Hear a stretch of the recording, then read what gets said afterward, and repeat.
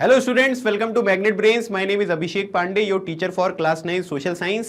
Magnet brains एक ऐसा platform है जहां पर आपको सभी क्लास और सभी सब्जेक्ट के फ्री ऑफ कॉस्ट यहां पर वीडियोस प्रोवाइड किए जाते हैं। इसका मतलब ये हुआ कि कुछ वीडियोस देखने के बाद ना तो आपको कोई सब्सक्रिप्शन यहां पर लेना है, ना ही कोई पैकेज आपको परचेज करना है।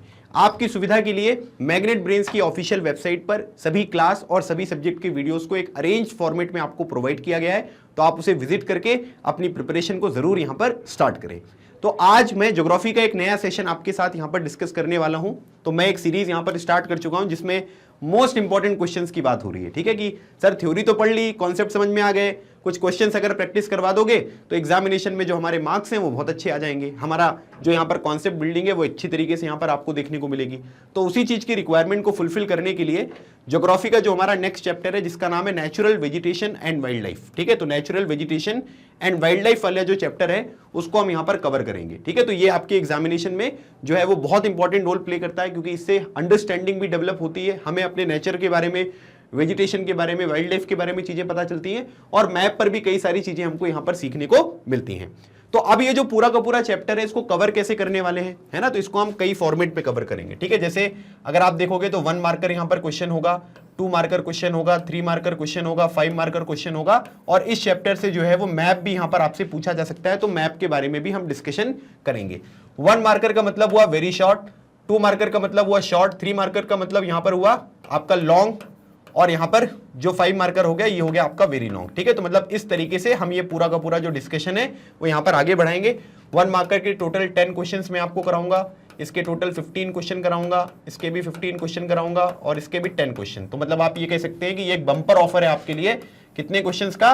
50 क्वेश्चंस का। 50 क्वेश्चंस में पूरा का पूरा चैप्टर का जो रिवीजन है वो यहां पर आ जाएगा, और हर एक इंपॉर्टेंट चीज जो आपके एग्जामिनेशन में आ सकती है उन चीजों को हम यहां पर कवर करेंगे। ठीक है, फिर उसके बाद मैप से रिलेटेड जो चीजें आपके सिलेबस में दी गई हैं उन मैप को भी मैं आपको अच्छे से समझाऊंगा, और उसके बाद फिर पॉलिटिकल मैप पे जो है वो लोकेट भी कराऊंगा कि अगर एग्जामिनेशन में कोई सवाल यहां पर बनता है तो आप उसको किस तरीके से यहां पर लोकेट करेंगे। तो बहुत ही प्यारा सा डिस्कशन यहां पर होने वाला है, और काफी सारी चीजें आपको यहां पर सीखने को मिलेंगी जो कि आपके एग्जामिनेशन के लिए और अंडरस्टैंडिंग के लिए काफी ज्यादा जरूरी है। तो चलिए स्टार्ट करते हैं आज का सेशन।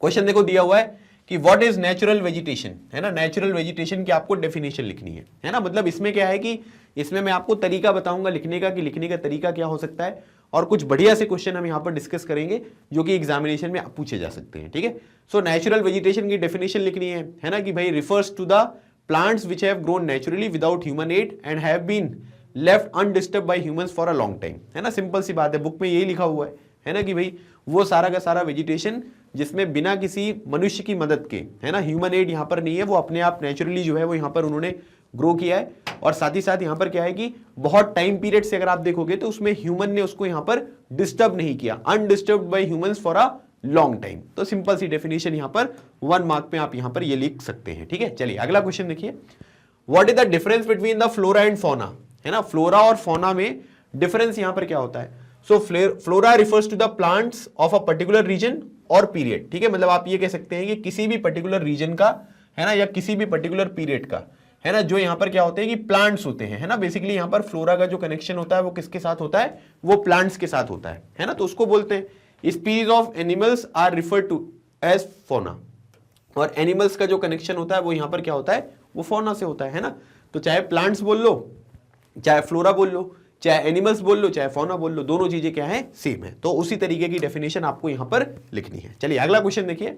अब ये हाई ऑर्डर थिंकिंग स्किल है ना। मतलब इसमें क्या होता है कि कई क्वेश्चन ऐसे आएंगे जिसमें आपको थोड़ा दिमाग लगाना पड़ेगा, है ना। डायरेक्टली उसका आंसर जो है वो बुक में नहीं मिलेगा, है ना। मतलब मिलेगा भी तो उसको आपको इंटरप्रेट करना पड़ेगा कि कैसे हम यहां पर इन चीजों को जो है अपने आंसर में जो है वो इंक्लूड कर सकते हैं। ठीक है, तो आपको क्या है कि आपके सीबीएसई में ना आपको कुछ कॉम्पिटेंसी बेस्ड क्वेश्चन यहां पर आएंगे जिसमें आपको थोड़ा सोचना समझना पड़ेगा, उसके बेसिस पे क्वेश्चन आपको यहां पर आंसर करने हैं। ठीक है, अभी ये बोला जा रहा है कि why are the southern slope of Himalayas covered with the thicker vegetation as compare to the northern slopes. ठीक है, मतलब इसमें ये बोला जा रहा है कि जैसे मान लीजिए कि ये हिमालय है ना, ये मैंने इस तरीके से यहां पर ये हिमालय बनाया, है ना। अब हिमालय में अलग अलग तरीके की रेंज है ना। जैसे आप इस तरीके से यहां पर इसकी कुछ रेंज जो है वो यहां पर बताइए। ठीक है, जैसे ऊपर अगर हम देखेंगे तो ऊपर आपको क्या मिलेगा, ऊपर आपको हिमाद्री मिलेगा। ठीक है, ये वाला जो रीजन आपको देखने को मिलेगा ये आपका हिमाचल है, और ये जो रीजन आपको देखने को मिलेगा ये कौन सा है, ये आपको सह्याद्री जो है वो आपको देखने को मिल रहा है। ठीक है, ये तीनों आपके अलग अलग हैं। तो अभी ये पूछ रहे हैं ये नॉर्दर्न पार्ट है ना, मतलब ये बोला जा रहा है कि नॉर्दर्न पार्ट और ये सदर्न स्लोप। तो यहां पर क्या है कि ये सदर्न स्लोप है आपका, है ना, मतलब ये जो वाला पार्ट है ये सदर्न स्लोप है। तो अभी ये पूछा जा रहा है कि सदर्न स्लोप में जो है वो आपको थोड़ा थिक वेजिटेशन देखने को मिलेगा as compare to northern part, है ना। तो ऐसा क्यों है, ये क्वेश्चन पूछा जा रहा है। बहुत सिंपल है, the southern slope of the Himalayas get direct sunlight while the northern slope receives indirect rays और oblique rays। ठीक है, oblique rays मतलब तिरछी, है ना। तो आप ये कह सकते हैं कि मैंने आपको बताया था कि जहां पर क्या होगा, टेम्परेचर ज्यादा होगा, वहां पर आपको ह्यूमिडिटी ज्यादा देखने को मिलेगी। ह्यूमिडिटी ज्यादा होगी तो यहां पर क्या होगा कि रेनफॉल जो है वो आपको ज्यादा देखने को मिलेगा। तो रेनफॉल ज्यादा होगा तो नेचुरल वेजिटेशन या वाइल्ड लाइफ वगैरह जो है वो आपको ज्यादा देखने को मिलती है। तो क्या होता है कि सनरेज जो है वो ऊपर की तरफ है, टेम्परेचर ऊपर जाएंगे तो क्या होगा, कम होगा, मतलब सनरेज जो है वो डायरेक्टली फॉल नहीं करती है। यहां पर तो as compare to northern part थोड़ा सनरेज ज्यादा होता है, तो टेम्परेचर होगा तो थोड़ा बारिश वगैरह भी यहां पर आपको देखने को मिलेगी, और उसकी वजह से यहां पर ये रीजन आपको देखने को मिलता है जहां पर आपको वेजिटेशन ज्यादा देखने को मिलेगा। ठीक है भाई, चलिए name the two winds which cause rainfall in the major part of the Indian subcontinent. ठीक है, इंडियन सबकॉन्टिनेंट के मेजर पार्ट्स में किनकी वजह से जो है वो यहां पर बारिश होती है। ठीक है, साउथ वेस्ट मानसून है जो कि समर में होता है ना, मतलब समर वाला जो सीजन है उसमें अगर आप देखोगे तो साउथ वेस्ट मानसून, मतलब अगर आप ये देखेंगे ये भारत है, ठीक है, और यहां पर क्या है, यहां पर आपको अरेबियन सी देखने को मिलेगा। ये रीजन जो आपको देखने को मिलेगा ये आपका बे ऑफ बंगाल है ना। और अगर हम इसको देखेंगे तो ये आपका नॉर्थ हो गया, ये साउथ हो गया, ये वेस्ट हो गया। ठीक है, तो इधर से जो ये जा रहा है ये साउथ वेस्ट हो गया, और उधर से जो वापिस आएगा वो नॉर्थ ईस्ट मानसून हो गया विंटर का। ठीक है, तमिलनाडु वगैरह में जो बारिश यहां पर होती है ना, वो किसकी वजह से होती है, वो नॉर्थ ईस्ट मानसून की वजह से ठंडी में बारिश आपको देखने को मिलती है।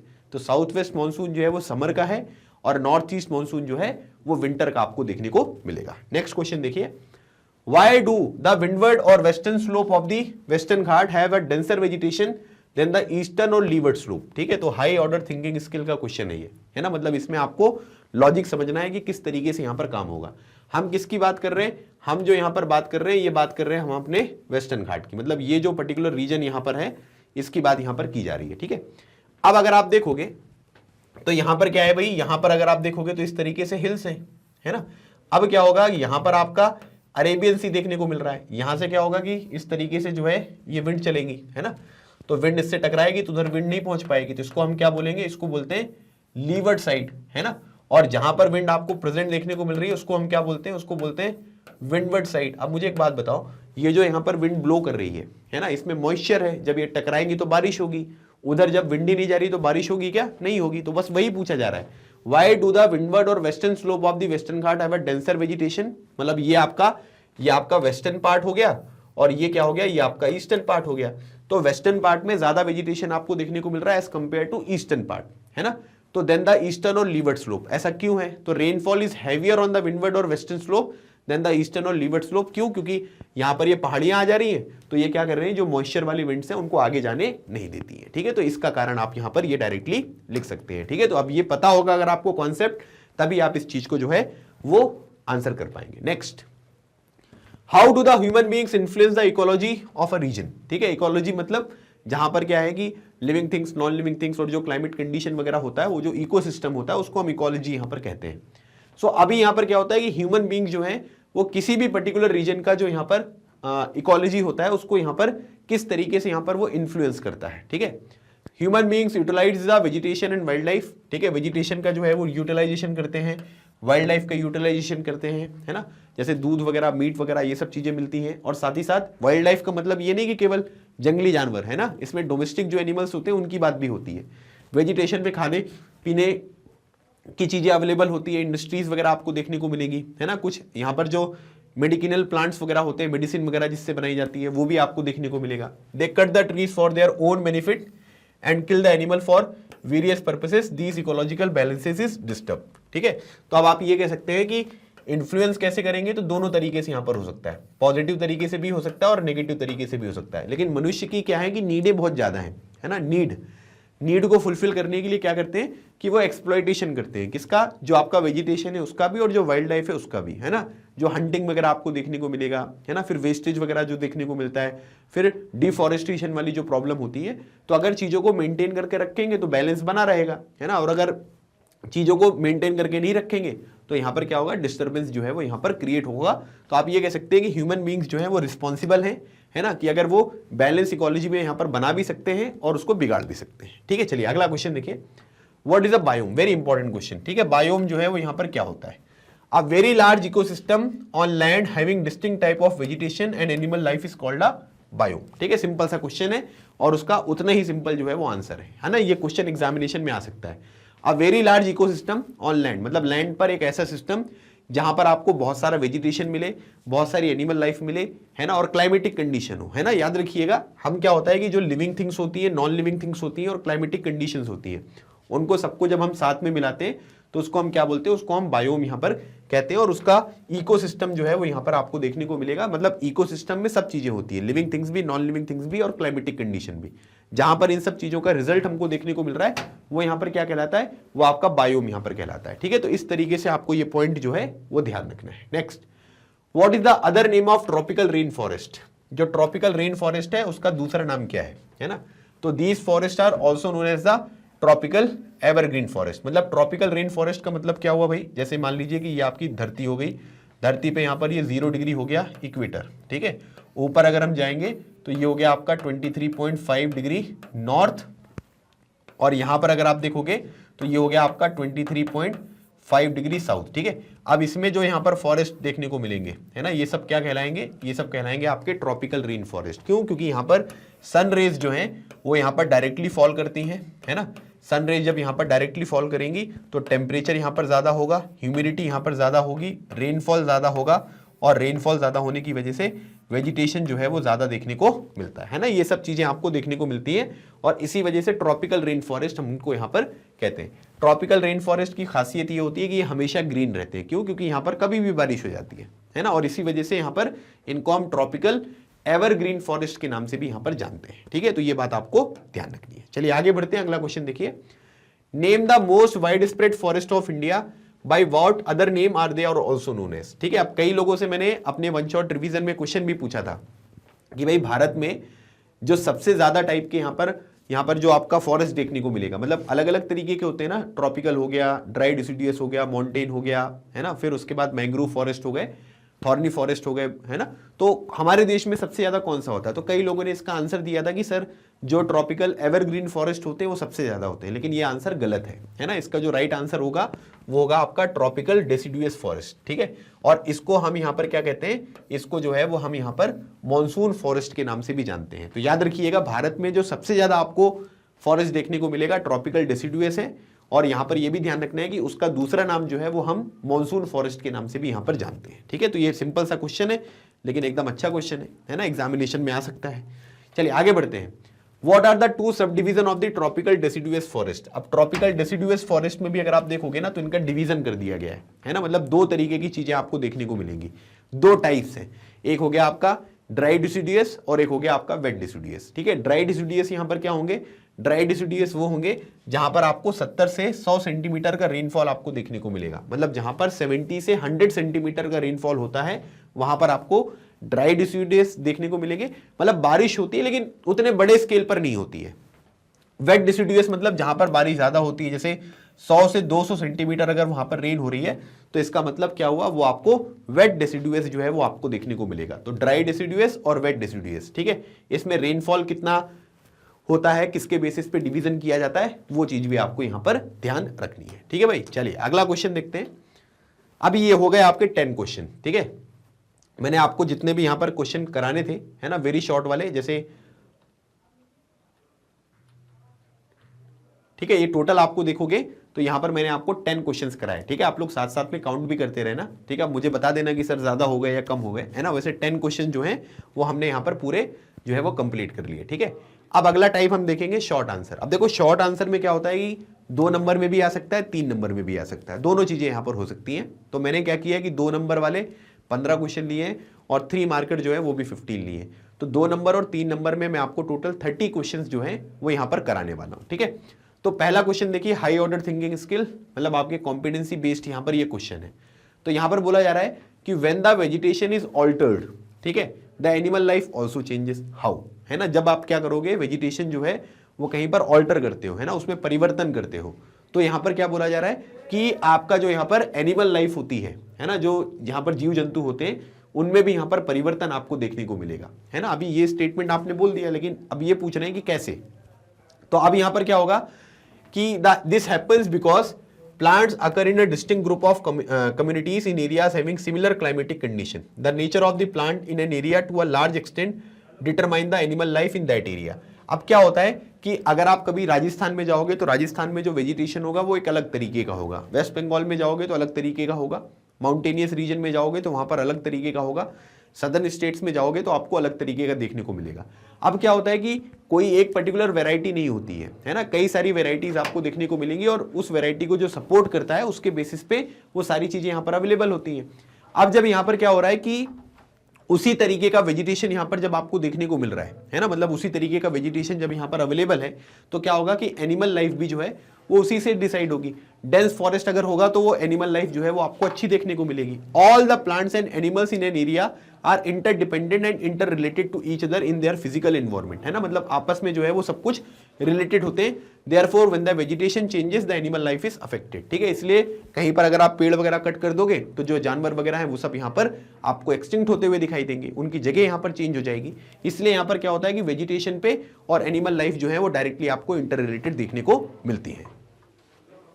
चलिए आगे बढ़ते हैं, अगला क्वेश्चन देखते हैं, ठीक है। तो मुझे समझ में आ गया ना कि कैसे आपको आंसर लिखना है, ठीक है। तो मुझे पता है कि आप लोग लिख लोगे, लेकिन कैसी चीजों को रिलेट करना है ये चीज आपको यहां पर पता होना चाहिए, ठीक है भाई। चलिए अगला क्वेश्चन देखिए, differentiate between the endemic and exotic plants, ठीक है। एंडेमिक यहां पर कौन से और एक्सोटिक प्लांट्स यहां पर क्या होते हैं ये आपको यहां पर बताना है, ठीक है। The virgin vegetation, virgin vegetation का मतलब क्या होता है, नेचुरल वेजिटेशन, ठीक है।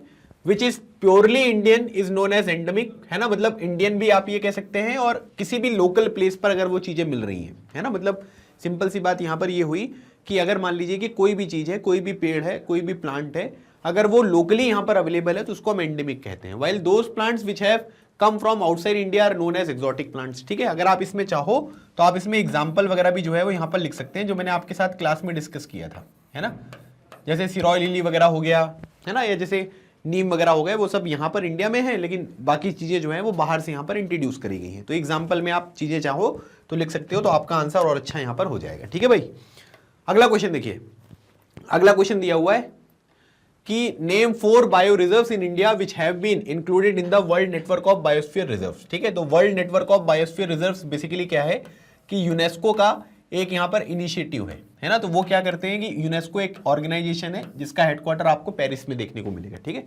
तो इन्होंने क्या कर लिया, world network of biosphere reserve, ताकि जो रिजर्व्स वगैरह होते हैं उनका सही तरीके से मैनेजमेंट किया जाए, वहां पर जो भी फंक्शन वगैरह होते हैं वो सही तरीके से इंप्लीमेंट हो, सो दैट हम यहाँ पर फ्लोरा एंड फौना को जो है वो यहाँ पर कंजर्व कर सकें, ठीक है। तो उसके लिए यहाँ पर बोला जा रहा है world network of biosphere reserves, ठीक है। तो अब यहाँ पर क्या है कि काफी सारे हैं, है ना, और आप यहां पर क्या करिए, किसी का भी नाम लिख दो भाई, है ना। सुंदरबन हो गया, नंदा देवी हो गया, गल्फ ऑफ मन्नार, नीलगिरीज, है ना, नोकरेक, ग्रेट निकोबार, मानास, सिमलीपल, पचमढ़ी और अचनाकमर, अमरकंटक। तो इनमें से कोई से भी 4 आप यहां पर नाम लिख दीजिए, है ना, कोई प्रॉब्लम नहीं है। तो जो भी आपको सही लगेगा उसमें से जो भी याद हो जाए, है ना, तो 5-6 याद कर लो। अगर इस तरीके से पूछेंगे तो आप उसका आंसर यहां पर लिख देना, ठीक है। चलिए आगे बढ़ते हैं, अगला क्वेश्चन देखते हैं। व्हाट आर माइग्रेटरी बर्ड्स, है ना, माइग्रेटरी बर्ड्स यहां पर क्या होते हैं, है ना, माइग्रेशन, जैसे माइग्रेशन होता है ना, एक जगह से दूसरी जगह पर लोग जाते हैं, उसी तरीके से बर्ड्स जब एक जगह से दूसरी जगह पर जाती है तो उनको माइग्रेटरी बर्ड्स कहते हैं। Migratory birds visit a warmer country during the winters as in their native country the temperature falls below freezing point, है ना, मतलब यहां पर क्या होता है कि जब यहां पर विंटर्स होते हैं, है ना, जब विंटर्स का टाइम पीरियड आपको देखने को मिलेगा, उस टाइम पीरियड पर क्या होते हैं कि जो बर्ड्स यहां पर माइग्रेट करती हैं, किधर, वार्मर कंट्री की तरफ, है ना, मतलब जो गर्म कंट्री होती है ना, उस तरफ यहां पर ये माइग्रेट करती हैं। क्यों, क्योंकि वहां पर क्या होता है कि फ्रीजिंग पॉइंट जो है, टेम्परेचर बिलो फ्रीजिंग पॉइंट चला जाता है, बहुत ठंडी पड़ जाती है, इसलिए बर्ड्स को यहाँ पर माइग्रेट करना पड़ता है। These bird return to their native area in summer, और जब यहाँ पर गर्मी हो जाती है तो वापस वो लोग क्या करते हैं कि अपने नेटिव एरिया में यहाँ पर जो है वो लौट जाते हैं। These type of birds are called migratory birds, ठीक है। ऐसी जो बर्ड्स होती हैं इनको हम क्या बोलते हैं, इनको हम माइग्रेटरी बर्ड्स जो है वो यहाँ पर कहते हैं। तो अगर आप यहाँ पर कोई एग्जाम्पल वगैरह जो है वो लिखना चाहो, जैसे सामर लेक वगैरह पे, है ना, चिलिका लेक वगैरह पे काफी सारी जो यहाँ पर हमारी बर्ड्स वगैरह होती हैं वो यहाँ पर आती हैं, तो उनको अगर आप मेंशन कर दोगे तो और अच्छा आंसर यहाँ पर हो जाएगा, ठीक है। तो बस यही चीजें हमको सीखनी है। मैं आंसर्स यहाँ पर क्यों डिस्कस कर रहा हूँ, क्वेश्चंस क्यों डिस्कस कर रहा हूँ, ताकि आपको इंपॉर्टेंट क्वेश्चंस भी पता चले, साथ ही साथ एग्जामिनेशन में क्वेश्चन कैसे आ सकते हैं इसका आइडिया भी रहे, और अपने आंसर्स को आप यहां पर कैसे इंप्रूव कर सकते हो। ठीक है, तो ये सारी चीजें यहां पर आपको एक ही सेशन में जो है वो देखने को मिल जाएगी। ठीक है, चलिए, how do human beings influence the ecology of a region. ठीक है, अब इसमें बड़े आंसर में भी जो है वो लिखा जा सकता है ना, जैसे इससे पहले भी जो है इसी तरीके का लगभग मिलता हुआ क्वेश्चन हमने किया था, लेकिन ये थोड़ा डिफरेंट है। They utilise the vegetation and wild life of a particular region, they the greed of human beings leads to over utilisation of these resources. वहां पर अगर आप देखोगे तो उसमें छोटा आंसर लिखना था, है ना, कैसे इन्फ्लुएंस करता है, किस तरीके से होता है, वो चीज आपको यहां पर बतानी थी, है ना। लेकिन यहां पर क्या है, यहां पर थोड़ा अलग तरीके का क्वेश्चन है। मतलब अगर आप देखोगे तो यहां पर मैंने एक क्वेश्चन आपके साथ डिस्कस किया था। ठीक है, ये देखो, how do the human beings influence the ecology of a region. ठीक है, लेकिन यहां पर क्या है कि ज्यादा नंबर में क्वेश्चन यहां पर आ रहा है ना, तो अब इसमें क्या करना पड़ेगा, थोड़ा सा चीजें जो है वो हमको बढ़ाकर लिखनी पड़ेगी। ठीक है, the greed of human beings leads to over utilisation of these resources. ठीक है, जब यहां पर मनुष्य की जो ग्रीड है ना, वो यहां पर सेटिस्फाई नहीं होगा वो, तो वो क्या करेगा कि जो भी अवेलेबल रिसोर्सेज हैं उनका ओवर यूटिलाइजेशन आपको देखने को मिलेगा। They cut trees and kill the animals thereby creating an ecological imbalance. तो प्रॉपर बैलेंस जो है वो होना बहुत जरूरी है। जब तक प्रॉपर बैलेंस यहां पर नहीं होगा, जो यहां पर आपके एनिमल्स होते हैं, है ना, या जो आपके प्लांट वगैरह वेजिटेशन वगैरह देखने को मिलेंगे, उनके बीच में कोऑर्डिनेशन सही तरीके से नहीं होगा, तो हमारी जो बैलेंस में चीजें यहां पर है वो बिगड़ती हुई आपको दिखाई देंगी, है ना। तो ये एक प्रॉपर एक जो है वो मुश्किल यहां पर हो सकती है। तो इस तरीके से यहां पर जो चीजें हैं वो आपको इन्फ्लुएंस होता हुआ दिखाई देता है। और इसमें आप एनिमल वगैरह के बारे में भी बता सकते हो, है ना, कि जैसे कई सारे एनिमल्स वगैरह हैं, है ना, जैसे पहले हंटिंग वगैरह होती थी, तो आज के टाइम पीरियड पर चीता जो है वो भारत में पूरी तरीके से एक्सटिंक्ट हो चुके हैं। ठीक है, याद रखिएगा मैं किसकी बात कर रहा हूं, मैं बात कर रहा हूं चीता के बारे में। ठीक है, तो चीता जो है वो यहाँ पर क्या हो चुका है, पूरी तरीके से भारत में जो है वो एक्सटिंक्ट यहाँ पर हो गया है। तो अब हम लोग यहाँ पर क्या प्लान कर रहे हैं भाई, हम लोग प्लान कर रहे हैं कि चीता जो है वो कहाँ से लेकर आएंगे, अफ्रीका का जो कॉन्टिनेंट है ना, अफ्रीका कॉन्टिनेंट जो है वहां से लेकर आएंगे। ठीक है, और फिर हम क्या करेंगे, भारत में जो चीता है वो दोबारा री इंट्रोड्यूस जो है वो किया जाएगा। एक क्यूनो नेशनल पार्क है मध्य प्रदेश में, तो क्यूनो नेशनल पार्क में जो है वो चीता यहाँ पर लेकर आ जाएंगे। ठीक है, तो ये मैं आपको एक बेसिक इन्फॉर्मेशन जो है, थोड़ा एडिशनल इन्फॉर्मेशन वो यहाँ पर बता रहा हूँ। ठीक है, चलिए, जो इंडेंजर्ड यहां पर स्पीसीज होते हैं, ठीक है, वो क्या होते हैं, उनके एग्जांपल्स आपको लिखने हैं। ठीक है, तो the plants and animals that are at the verge of the extinction are called endangered species. मतलब अगर उनका प्रोटेक्शन यहां पर नहीं किया गया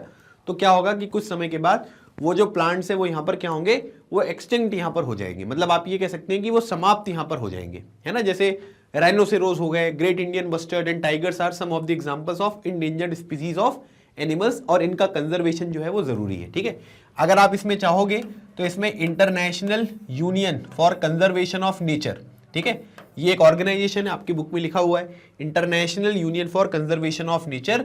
इनकी यहाँ पर एक रेड लिस्ट है ना। अब क्या करते हैं कि ये इस रेड लिस्ट में जो है कौन सा एनिमल जो है वो यहाँ पर इंडेंजर्ड है, कौन सा क्रिटिकली इंडेंजर्ड है ना, या आप ये कह सकते हैं कि अलग अलग तरीके की चीजें होती हैं वो यहाँ पर मेंशन करते हैं, कौन सा एक्सटिंक्ट हो गया है, तो उसी के बेसिस पे जो है वो इंडेंजर्ड यहां पर आपको बताया जा रहा है। ठीक है भाई, चलिए आगे बढ़ते हैं। अगला क्वेश्चन देखिए, अगला क्वेश्चन दिया हुआ है, right a short note on the biodiversity in India. Bharat में जो अलग अलग तरीके की बायोडाइवर्सिटी है ना, मतलब काफी सारी अलग अलग चीजें देखने को मिलती हैं, उसके ऊपर एक छोटा सा जो है वो नोट आपको चिपकाना है। ठीक है, चिपकाना मतलब लिखना है। So there are about 15,000 flowering plants in India which account for 6% in the world's total number of flowering plants. ठीक है, the country has many non flowering plants such as, ठीक है, फंस, एल्गी वगैरह, फंगी वगैरह, ये सब आपको देखने को मिलेगा। उसके बाद India has also has 90,000 species of animals as well as a rich variety of fish in its fresh and marine water. ठीक है, मतलब यहाँ पर क्या है कि फ्लावरिंग प्लांट्स भी आपको देखने को मिलेंगे, है ना, करीब 15,000, और आप ये कह सकते हैं कि इन 15,000 में से 6% जो है वो दुनिया में आपको भारत में ही देखने को मिलते हैं। ठीक है, और नॉन फ्लावरिंग प्लांट्स वगैरह भी यहाँ पर होते हैं। ठीक है, उसके बाद आप ये कह सकते हैं कि अलग अलग तरीके के एनिमल्स वगैरह भी देखने को मिलेंगे। जैसे आप ये कह सकते हैं कि भारत में आपको शेर भी देखने को मिलेंगे और आपको टाइगर भी देखने को मिलेंगे, है ना। भारत में आपको क्रोकोडाइल भी देखने को मिलेंगे, घड़ियाल भी देखने को मिलेंगे, है ना, आपको डॉल्फिन भी देखने को मिलेगा, जो गैंगटिक डॉल्फिन होती है। तो वो सारी चीजें हैं। तो मतलब इसमें थोड़ा वैल्यू एडिशन भी कर सकते हो। ऐसा जरूरी नहीं है कि जो चीजें लिखी हुई हैं केवल उन्हीं को आपको एग्जामिनेशन में लिखना है। अगर आपके पास और अच्छा कंटेंट है और आप और किसी तरीके की चीजों के बारे में मेंशन कर सकते हो तो वो चीजें भी बता दीजिए। जैसे आपने न्यूज में देखा होगा कि आजकल क्या हो रहा है कि स्टेट जो है ना वो अपनी स्टेट जो बटरफ्लाई होती है वो डिक्लेयर कर रहे हैं। तो हमारे यहाँ पर बहुत सारे अलग अलग तरीके की बटरफ्लाईज भी देखने को मिलेगी, तो आप उनके बारे में भी चीजें जो है वो यहाँ पर बता सकते हैं। तो बायोडाइवर्सिटी का मतलब ये हुआ कि अलग अलग तरीके के जो पेड़ पौधे हैं, अलग अलग तरीके के जीव जंतु हैं, है ना, वाइल्ड एनिमल भी हो सकते हैं, डोमेस्टिक भी हो सकते हैं, है ना, तो बहुत सारी चीजें यहाँ पर अवेलेबल हैं। तो बढ़िया से एग्जाम्पल देकर आप चीजों को लिखिएगा। जैसे मैंने एशियाटिक लायन के बारे में बताया आपको, एशियाटिक लायन जो है वो कौन से नेशनल पार्क में मिलता है, इसका आंसर कॉमेंट सेक्शन में बताइएगा, है ना, क्योंकि मैंने आपको पढ़ाया हुआ है। ठीक है, तो ये है आपका। ठीक है, उसके बाद फिश वगैरह भी आपको बहुत सारी यहां पर देखने को मिलती है। चलिए अगला क्वेश्चन देखिए, discuss how flora and fauna are interrelated to each other. ठीक है, फ्लोरा और फौना जो है वो किस तरीके से एक दूसरे से इंटर रिलेटेड है ना, उनका कैसे कनेक्शन है, मतलब वेजिटेशन की बात हो रही है और जो आपके एनिमल वगैरह होते हैं उनकी बात हो रही है। ठीक है, तो बोला जा रहा है फ्लोरा रिफर्स टू द, ठीक है, ऑटोट्रॉफ, ठीक है, that is producer of their own food themself, while fauna refers to the heterotroph that is getting their food directly और इनडायरेक्टली फ्रॉम द ऑटोट्रॉफ्स। ठीक है, अब देखो दो चीजें हैं, है ना, जैसे आपको सभी को पता है, आप लोग साइंस में पढ़ा होगा फोटोसिंथेसिस की प्रोसेस, है ना, कि सनलाइट होगी, फिर उसके बाद पौधे जो है वो अपना खाना यहाँ पर खुद बनाएंगे। तो जब ये पौधे अपना खाना खुद बना रहे हैं तो ऐसे लोगों को हम क्या बोलते हैं, ऐसे लोगों को जो है हम यहाँ पर ऑटोट्रॉफ जो है वो यहाँ पर कहते हैं। ठीक है, मतलब आप ये कह सकते हैं कि फ्लोरा जो है ऑटोट्रॉफ है, मतलब वो लोग अपना खाना खुद बना रहे हैं, है ना। लेकिन फौना जो होते हैं, जो एनिमल्स वगैरह आप देखेंगे तो एनिमल्स क्या होते हैं कि वो डिपेंडेंट होते हैं किसके ऊपर, जो फ्लोरा होते हैं उनके ऊपर डिपेंडेंट होते हैं, इसलिए उनको हम यहाँ पर क्या कहते हैं, उनको हम हेटरोट्रॉफ जो है वो यहाँ पर कहते हैं। फूड वेब्स एंड, ठीक है, food chains make a x species that inter relation between the flora and fauna, और आप इसी वजह से कह सकते हैं कि ये फ्लोरा एंड फौना जो है वो आपस में एक दूसरे से रिलेटेड यहाँ पर देखने को मिलते हैं। Flora provide food to all living organism while fauna provide nutrient to the soil from its waste and decay, है ना, जैसे एनिमल वगैरह मर जाते हैं, है ना, उनका जो यहाँ पर डंग वगैरह होता है उससे यहाँ पर चीजें जो है वो सॉइल को फर्टिलिटी वगैरह भी यहाँ पर मिलती है, और साथ ही साथ आप ये कह सकते हैं कि एक प्रॉपर बैलेंस भी जो है वो यहाँ पर बना रहता है। तो ओवरऑल आप यहाँ पर ये कह सकते हो कि फ्लोरा एंड फौना जो है वो एक दूसरे से रिलेटेड होते हैं। ठीक है, अगर फ्लोरा नहीं होता तो उनको खाना नहीं मिलता, और कई बार क्या होते हैं कि कुछ वाइल्ड लाइफ वगैरह वाली जो चीजें होती हैं, एनिमल्स होते हैं, उनसे एग हो गया, मिल्क वगैरह हो गया, ठीक है, उसके बाद यहाँ पर जो मीट वगैरह होता है, ये सब भी चीजें आपको देखने को मिलती है, और इसी वजह से कहा जा रहा है कि they are interrelated to each other. चलिए आगे बढ़ते हैं, अगला क्वेश्चन देखते हैं। अगले क्वेश्चन में देखो दिया हुआ है कि name any 3 medicinal plant found in India with at least 1 use of each. ठीक है, तो काफी सारे मैंने आपको बताए थे, है ना, जैसे अब यहाँ पर आप दूसरे भी लिख सकते हैं, 3 मैंने यहाँ पर लिखे हुए, जैसे एक हो गया सर्पगंधा, एक हो गया जामुन, एक हो गया अर्जुन, और इसका यूज बता दो। सर्पगंधा का जो यूज होता है वो यहाँ पर क्या होता है कि ये ब्लड प्रेशर वगैरह को ट्रीट करने के लिए यूज किया जाता है ना, और ये इंडिया में ही मिलता है। जामुन के बारे में अगर आप देखोगे तो यहाँ पर क्या होता है कि इससे विनेगर वगैरह बनता है ना, which is carminative and diuretic and has digestive properties. तो जामुन वगैरह खाने से आपका डाइजेशन वगैरह जो होता है वो अच्छा देखने को मिलेगा। अर्जुन यहाँ पर क्या होता है कि इससे आपका जो ईयर एक वगैरह होता है, it is also use to regulate the blood pressure, है ना, तो ईयर एक वगैरह हो गया, और उसके बाद है ना, जैसे आपके कान वगैरह में दर्द हो रहा है, ठीक है, उसके बाद ब्लड प्रेशर वगैरह है, तो उन चीजों को कंट्रोल करने के लिए आप अर्जुन का जो प्रयोग है वो यहाँ पर कर सकते हैं। ठीक है, तो बहुत सारे मेडिसिनल प्लांट मैंने आपको वन शॉट रिवीजन में भी पढ़ाए थे और आपके बुक में भी लिखे हैं, तो आपको जो भी अच्छा लगे आप डायरेक्टली उसको यहाँ पर लिख सकते हो। Right A short note on mangrove forest. ठीक है, मैंग्रोव फॉरेस्ट यहाँ पर आपको उसके ऊपर जो है एक शॉर्ट नोट लिखना है ना। सो आप यहाँ पर ये कह सकते हैं कि मैंग्रोव टाइडल फॉरेस्ट। ठीक है, टाइडल फॉरेस्ट क्यों कह रहे हैं, क्योंकि वहां पर समुद्र होता है और समुद्र में लो टाइड्स और हाई टाइड्स वगैरह होती हैं, तो ऐसे पर्टिकुलर जगह पर जो वेजिटेशन यहाँ पर मिलता है उसको हम मैंग्रोव फॉरेस्ट कहते हैं। ठीक है, are found in the areas of coast influenced by the tides. ठीक है, mud and silt get accumulated on such coast. ठीक है, वहां पर क्या होता है कि अब टाइड वगैरह आएंगी तो अपने साथ मड वगैरह भी लेकर आती है, तो इस तरीके से क्या होगा कि जो मिट्टी वगैरह होती है ना, सिल्ट वगैरह होती है, इस तरीके के जो कोस्ट होते हैं वहां पर ये एक्यूमुलेट होते हैं। Dense mangroves are the common varieties, ठीक है, with roots of the plant submerged under water. ठीक है, उसमें क्या होता है कि जैसे मान लीजिए कि वाटर है, अब इनकी जो रूट्स होती है ना थोड़ा सा पानी के ऊपर होती है, थोड़ा सा पानी के नीचे होती है। ठीक है, आप फोटो देख सकते हैं, फोटो में आपको यहाँ पर चीजें अवेलेबल हैं जो आपके बुक में यहाँ पर बनी हुई है। ठीक है, तो यहाँ पर क्या होता है कि ये आपको इस तरीके से देखने को मिलेंगे, है ना। उसके बाद यहाँ पर जो गंगा का डेल्टा हो गया, महानदी, कृष्णा, गोदावरी, कावेरी वगैरह, ठीक है, और वहां पर इस तरीके के जो वेजिटेशन होते हैं वो आपको देखने को मिलेंगे। In the Ganga Brahmaputra delta sundari trees are found. ठीक है, which provided durable hard timber. Hard timber मतलब जैसे कोई फर्नीचर वगैरह बनाना है ना, लकड़ी का कोई काम करवाना है तो आप इसका प्रयोग कर सकते हैं। पाम, कोकोनट, है ना, केवड़ा, अगर, और ये सब भी आपको इसी जगह पर देखने को मिलेंगे। जैसे आपने ना एक सुंदरबन डेल्टा के बारे में सुना होगा, है ना, तो सुंदरबन डेल्टा जो यहाँ पर होता है गंगा ब्रह्मपुत्र रिवर वगैरह ये सब मिलकर बनाती हैं। तो सुंदरबन क्यों नाम पड़ा? क्योंकि यहाँ पर सुंदरी ट्री मिलता है ना, सुंदरी ट्री के नाम पर सुंदरबन डेल्टा आपको देखने को मिल रहा है। फिर यहाँ पर आपको रॉयल बंगाल टाइगर देखने को मिलेंगे, है ना, फेमस एनिमल आपको देखने को मिलता है। फिर टर्टल्स, क्रोकोडाइल, घड़ियाल, स्नेक्स वगैरह भी जो हैं ये इस तरीके के फॉरेस्ट में देखने को मिलते हैं। ठीक है, तो ये आपको कहाँ पर मिलेंगे? बांग्लादेश वगैरह वाला रीजन है ना, जो आसाम वगैरह वाला पार्ट है, जहाँ से गंगा रिवर, ब्रह्मपुत्र रिवर जो है वो कहाँ पर मर्ज होती है? वो बे ऑफ बंगाल में मर्ज होती है। तो जहाँ पर भी रिवर डेल्टा बनाती है ना, वहाँ पर इस तरीके के फॉरेस्ट वगैरह जो है वो आपको देखने को मिल सकते हैं। चलिए आगे बढ़ते हैं। अब आपको एक थॉर्नी फॉरेस्ट और जो स्क्रब्स वगैरह होते हैं उनके ऊपर जो है एक नोट लिखना है ना। The thorny forest and scrubs are found in the region with less than 70 centimetre of rainfall, है ना, मतलब जहां पर अगर आप ओवरऑल रेनफॉल के बारे में बात करेंगे तो वो कितनी होती है? वो 70 सेंटीमीटर से यहां पर कम होती है। ठीक है, और यहां पर क्या होता है कि जब पानी यहां पर कम हो रहा है तो बहुत अच्छे एवरग्रीन तो ट्रीज मिलेंगे नहीं ना, तो यहां पर क्या होते हैं कि थॉर्नी ट्रीज और बुशेस वगैरह आपको देखने को मिलेंगे। थॉर्नी क्यों होते हैं? कांटे क्यों लगे होते हैं? ताकि पानी वगैरह जो इवेपोरेट यहां पर होता है उन चीजों को रोका जा सके।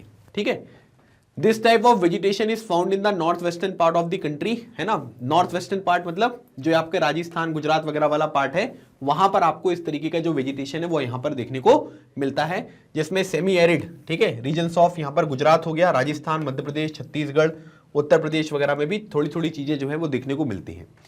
फिर उसके बाद अकैकियस, ठीक है, उसके बाद पाम हो गया, फिर उसके बाद यूफोर्बियस, ठीक है, एंड कैक्टाई वगैरह जो होते हैं ये मेन तरीके के प्लांट्स यहाँ पर होते हैं और ये दूर दूर तक आपको देखने को मिलेंगे ताकि यहाँ पर जो मॉइस्चर वगैरह वो मिले आपको। ठीक है, मतलब अगर आप देखोगे तो जैसे मान लो कि एक प्लांट यहाँ पर है ना, तो एक थोड़ा दूर होगा, ठीक है, ताकि इसकी रूट्स जो हैं वो दूर तक जाएं और अगर पानी के अंदर कोई मॉइस्चर वगैरह है तो वो चीज़ें यहाँ पर वो ग्रैब कर सके। ठीक है, इसलिए दूर दूर आपको देखने को मिलते हैं और इनकी जो यहाँ पर रूट्स होती हैं ये बहुत अंदर तक पेनिट्रेटेड आपको देखने को मिलती हैं। ठीक है, तो ये इसका कारण होता है। तो इस तरीके से आप ये लोकेशन जो है वो बता देना और उसमें 70 सेंटीमीटर से रेनफॉल यहाँ पर कम होती है, ये सब चीज़ें डिस्कस कर लीजिएगा, है ना, और उसमें कुछ एग्जाम्पल दे देना कि किस तरीके के प्लांट्स वगैरह यहाँ पर देखने को मिलते हैं।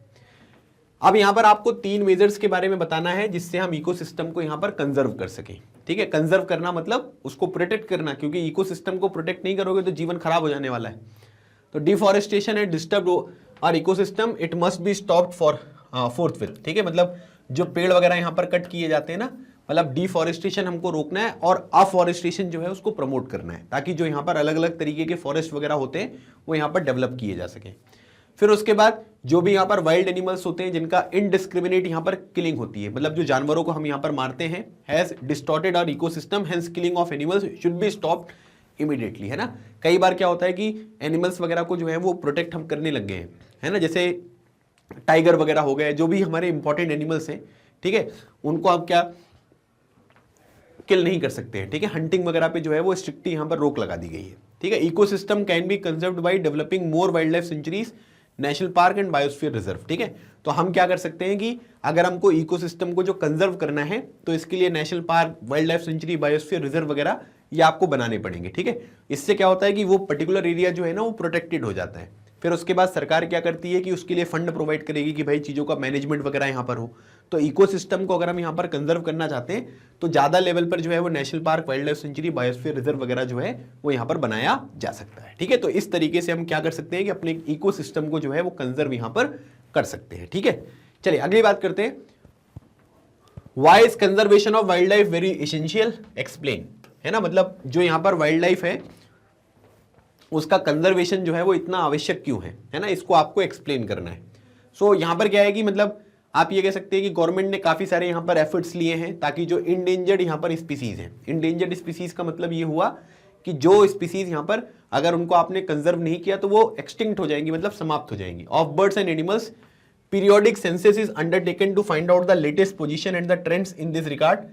The project Tiger has been a great success. We have many tiger reserve in the various parts of the country. Likewise, the project Rhino is being implemented in the Assam. Indian bustard of Rajasthan and Malwa Plateau are yet another endangered species. Even the number of lions and ठीक है been dwindling for long, मतलब जो शेर वगैरह है उनके number वगैरह भी यहाँ पर आपको कम होते हुए दिखाई दे रहे हैं। ठीक है, तो अब यहाँ पर क्या होता है कि अब इस पर्टिकुलर आंसर से आपको मैं यहाँ पर क्या बताना चाहता हूँ कि आपसे ये बोला जा रहा है कि वाइल्ड लाइफ का कंजर्वेशन क्यों आवश्यक है ना। अगर हम वाइल्ड लाइफ कंजर्व नहीं करेंगे तो आप ये बता सकते हैं कि हमारे जो एनिमल वगैरह हैं वो एक्सटिंक्ट होते हुए दिखाई देंगे, जो इकोसिस्टम है उसका बैलेंस यहाँ पर बिगड़ता हुआ दिखाई देगा, है ना, जो साइकिल यहाँ पर चलनी चाहिए सही तरीके से वो यहाँ पर आपको डिस्टर्ब होती हुई दिखाई देगी, है ना। और हमने इसके लिए काफ़ी सारे जो है अलग अलग तरीके के प्रोजेक्ट वगैरह चलाए हैं, है ना, कि ताकि जो इंडेंजर्ड स्पीसीज वगैरह हैं, बर्ड्स एनिमल्स वगैरह हैं, उनको हम यहाँ पर सही तरीके से जो है वो कंट्रोल कर सके और उनको कंजर्व कर सके। फिर इसका एग्जाम्पल वगैरह आप बता देना, ठीक है। आज के टाइम पीरियड पर हमारे देश में टाइगर जो है उनका नंबर बहुत ज़्यादा इंक्रीज हो गया है, ठीक है। और उसके बाद वन हॉर्न जो राइनोसेरोज आपको देखने को मिलेंगे आसाम वगैरह से, उनके कंजर्वेशन के ऊपर भी चीज़ें यहाँ पर चल रही हैं। तो अलग अलग तरीके के प्रोजेक्ट हैं, जैसे प्रोजेक्ट एलिफेंट भी आपको देखने को मिलेगा, है ना। फिर चीता वाला जो मैंने आपको पॉइंट बताया वो भी एडिशनल वैल्यू ऐड कर सकते हो कि चीता जो है वो एक्सटिंक्ट हो गया है ना। वी आर प्लानिंग कि हम इसको अफ्रीका से जो है भारत में री इंट्रोड्यूस करें। तो इसीलिए क्या होता है कि कंजर्वेशन ऑफ वाइल्ड लाइफ बहुत इसेंशियल है ना। दूसरी बात यहाँ पर ये होता है कि लोग यहाँ पर क्या होते हैं कि जो अलग अलग तरीके की वाइल्ड लाइफ सफारी वगैरह होती है उसमें जाते हैं। अभी जब एनिमल्स ही नहीं होंगे तो लोग क्या करेंगे जंगल में जाके, है ना, समझ रहे हो आप। तो उससे क्या होगा कि इंडस्ट्रीज वगैरह को प्रमोशन मिलेगा कि अब यहाँ पर क्या है कि जानवर तो है नहीं, है ना, तो हम क्या करते हैं कि यहाँ पर माइनिंग करने लगते हैं, हम इंडस्ट्रीज डेवलप कर लेंगे, तो उससे फिर यहाँ पर दिक्कत आपको देखने को मिलती है, ठीक है। चलिए अगला क्वेश्चन देखते हैं, what do you know about migratory birds, ठीक है। तो यहाँ पर क्या होता है कि अब इसमें देखो कि इसको इस आंसर को जो है ना वो थोड़ा अलग तरीके से करना है। सम ऑफ द वेटलैंड्स, ठीक है। वेटलैंड्स मतलब यहाँ पर क्या होता है कि ये एक तरीके का हेरिटेज होता है ना। जैसे यूनेस्को यूनेस्को जो है ना, आप देखोगे तो यहाँ पर क्या होता है कि वेटलैंड्स को यहाँ पर जो है वो कंजर्व करने की बात करता है। वेटलैंड्स का बेसिक मतलब होता है जैसे थोड़ा मार्शी लैंड, दलदल क्षेत्र, तो वो लोग क्या करते हैं ना कि वो जो आपको यहाँ पर वेटलैंड्स होते हैं वो अपने साथ जो है ना वो कार्बन वगैरह जो है उसको यहाँ पर स्टोर करके रखते हैं, है ना। So of India are popular with migratory birds, जैसे विंटर्स में देखोगे जैसे साइबेरियन क्रेन, है ना। अब ये नाम मैंने आपको बताया था, है ना, कि ये नाम आपको लिखना है वहां पर कि साइबेरियन क्रेन जो है वो लार्ज नंबर्स में आती हैं, है ना। अब यहाँ पर देखो ये रन ऑफ कच्छ वगैरह में बहुत सारे जो माइग्रेटरी बर्ड्स यहाँ पर होते हैं। क्यों होते हैं? क्योंकि वहां पर फ्रीजिंग पॉइंट जो होता है वो मतलब बहुत टेम्परेचर बहुत कम हो जाता है, फ्रीजिंग पॉइंट तक यहाँ पर पहुंच जाता है, बिलो फ्रीजिंग पॉइंट। तो इसलिए समर विंटर के टाइम पीरियड पर क्या होते हैं कि उस कंट्री से हमारी कंट्री में आ जाते हैं। At a place where the desert merge with the sea, flamingo, है ना, फ्लेमिंगो याद रखिएगा, विद देयर ब्रिलियंट पिंक, ठीक है, plumage come in the 1000 to build nest, ठीक है, mounds from the salty mud and raise their young ones, ठीक है। मतलब आप ये कह सकते हैं कि जो फ्लेमिंगो होता है बहुत खूबसूरत यहाँ पर ये पक्षी होता है, तो वो कई सारे लोग आते हैं और फिर यहाँ पर नेस्टिंग वगैरह यहाँ पर होती है और उस तरीके से फिर ये डेवलपमेंट होता है। तो ये सब क्या है कि ये पूरा माइग्रेटरी बर्ड्स के ऊपर आपको चीजें लिखनी है, कहाँ कहाँ पर आते हैं ये लिखना है आपको, है ना। सांबर लेक भी मेंशन कर सकते हो, सांबर लेक में भी आते हैं, चिल्का लेक पे भी आपको देखने को मिलेंगे। और उसके बाद कौन कौन आता है, जैसे साइबेरियन क्रेन हो गए, है ना, फिर फ्लेमिंगो वगैरह, ये नाम अगर आप मेंशन करोगे तो जो आपकी कॉपी चेक करेंगे उनको पता चलेगा कि भाई आपको चीजें यहाँ पर अच्छी तरीके से पता है, ठीक है। चलिए अगला क्वेश्चन देखते हैं, ये high order thinking skill question है, ठीक है, मतलब थोड़ा दिमाग लगाना पड़ेगा इसमें। How does the land influence the vegetation cover of India, मतलब लैंड जो है वो यहाँ पर किस तरीके से इन्फ्लुएंस करता है किसको, वेजिटेशन जो कवर है भारत का उसे। Land affect the natural vegetation directly and indirectly, ठीक है। अब क्या होता है कि जो नेचर ऑफ लैंड होता है ना, उससे क्या होगा कि उससे वेजिटेशन जो है वो यहाँ पर इन्फ्लुएंस होगा। जैसे माउंटेन में अलग तरीके का वेजिटेशन होगा, डेजर्ट एरिया में अलग तरीके का होगा, है ना, और जो प्लेटू है वहां पर अलग तरीके का होगा। The fertile level is generally devoted to the agriculture, मतलब आप ये कह सकते हैं कि जैसे प्लेन्स है ना, जैसे यूपी वगैरह, हरियाणा, पंजाब वगैरह, यहाँ पर क्या होता है कि अलग अलग तरीके की रिवर्स आती हैं, एलुवियल सॉइल यहाँ पर आपको देखने को मिलेगा, वही जो खादर और बांगर सॉइल यहाँ पर होती है ना। तो उसकी वजह से क्या होता है कि एग्रीकल्चर एक्टिविटीज आपको बड़े स्केल पर देखने को मिलेगी। The undulating and the rough terrains are areas where grasslands and woodlands develop and give shelter to a variety of wildlife, ठीक है। अब जैसे माउंटेन वगैरह पे जाओगे आप, है ना, तो वहां पर क्या होता है कि ग्रासलैंड्स वगैरह ज्यादा होती हैं। जैसे अगर आप हिमाचल प्रदेश में, उत्तराखंड वगैरह में जाओ तो वहां पर देवदार वगैरह के ट्रीज वगैरह आपको बहुत बड़े स्केल पर देखने को मिलेंगे। क्यों? क्योंकि वहां पर स्लोप बहुत ज्यादा है। अभी स्लोप यहाँ पर बहुत ज्यादा होगा तो क्या होगा, खेती तो हो नहीं पाएगी ना। हम लोग ये स्टेप फार्मिंग वगैरह करते हैं लेकिन वो उतने बड़े स्केल पर नहीं हो पाती है ना, कि मतलब उससे बहुत ज्यादा प्रोडक्शन यहाँ पर होने लगेगा। तो उससे क्या होता है कि आप ये कह सकते हैं कि वाइल्ड लाइफ वगैरह जो है वो देखने को मिलेगी। अब यहाँ पर क्या होता है कि जो लैंड होता है ना उसी से सॉइल भी यहाँ पर कनेक्ट होती है ना, मतलब लैंड जैसा होगा उसी तरीके की सॉइल होगी। अब मार्शी सॉइल पे जो है अलग तरीके की चीजें मिलेंगी, ब्लैक सॉइल पर कॉटन मिलेगा, एलुवियल सॉइल पर गेहूं चावल वगैरह की खेती अच्छी तरीके से होगी, है ना। जम्मू कश्मीर की जो सॉइल होगी वहां पर केसर क्या उत्पादन होता है, केसर जो होता है ना, सैफरन। और उसके बाद साउथ इंडिया में अगर आप देखोगे या आसाम वगैरह में देखोगे तो वहां पर हिल्स वगैरह हैं, तो वहां पर आपको अलग तरीके की सॉइल मिलती है जो कि टी कल्टीवेशन वगैरह के लिए यहां पर होती है। तो डायरेक्टली क्या होता है कि जो लैंड है ना वो आपके सॉइल के साथ कनेक्शन होता है, ठीक है। तो इसीलिए बोला जा रहा है कि वेजिटेशन जो है वो इंडिया का वो यहाँ पर लैंड के ऊपर डिपेंड करता है, ठीक है। तो ये हो गए आपके जितने भी मैंने यहाँ पर शॉर्ट आंसर टाइप क्वेश्चंस किए है ना, मतलब 15 क्वेश्चन मैंने आपको शॉर्ट आंसर के यहाँ पर बता दिए, ठीक है। अब अगला जो हमारा डिस्कशन होगा, मतलब अगले जो 15 क्वेश्चन यहाँ पर होंगे वो लॉन्ग आंसर होंगे। लॉन्ग आंसर मतलब 3 नंबर है ना, ये लेकिन 2 नंबर में भी आ सकता है, 3 नंबर में भी आ सकता है, और जो 5 नंबर वाले क्वेश्चन होंगे उनको मैं वेरी लॉन्ग यहाँ पर बोलूंगा, ठीक है।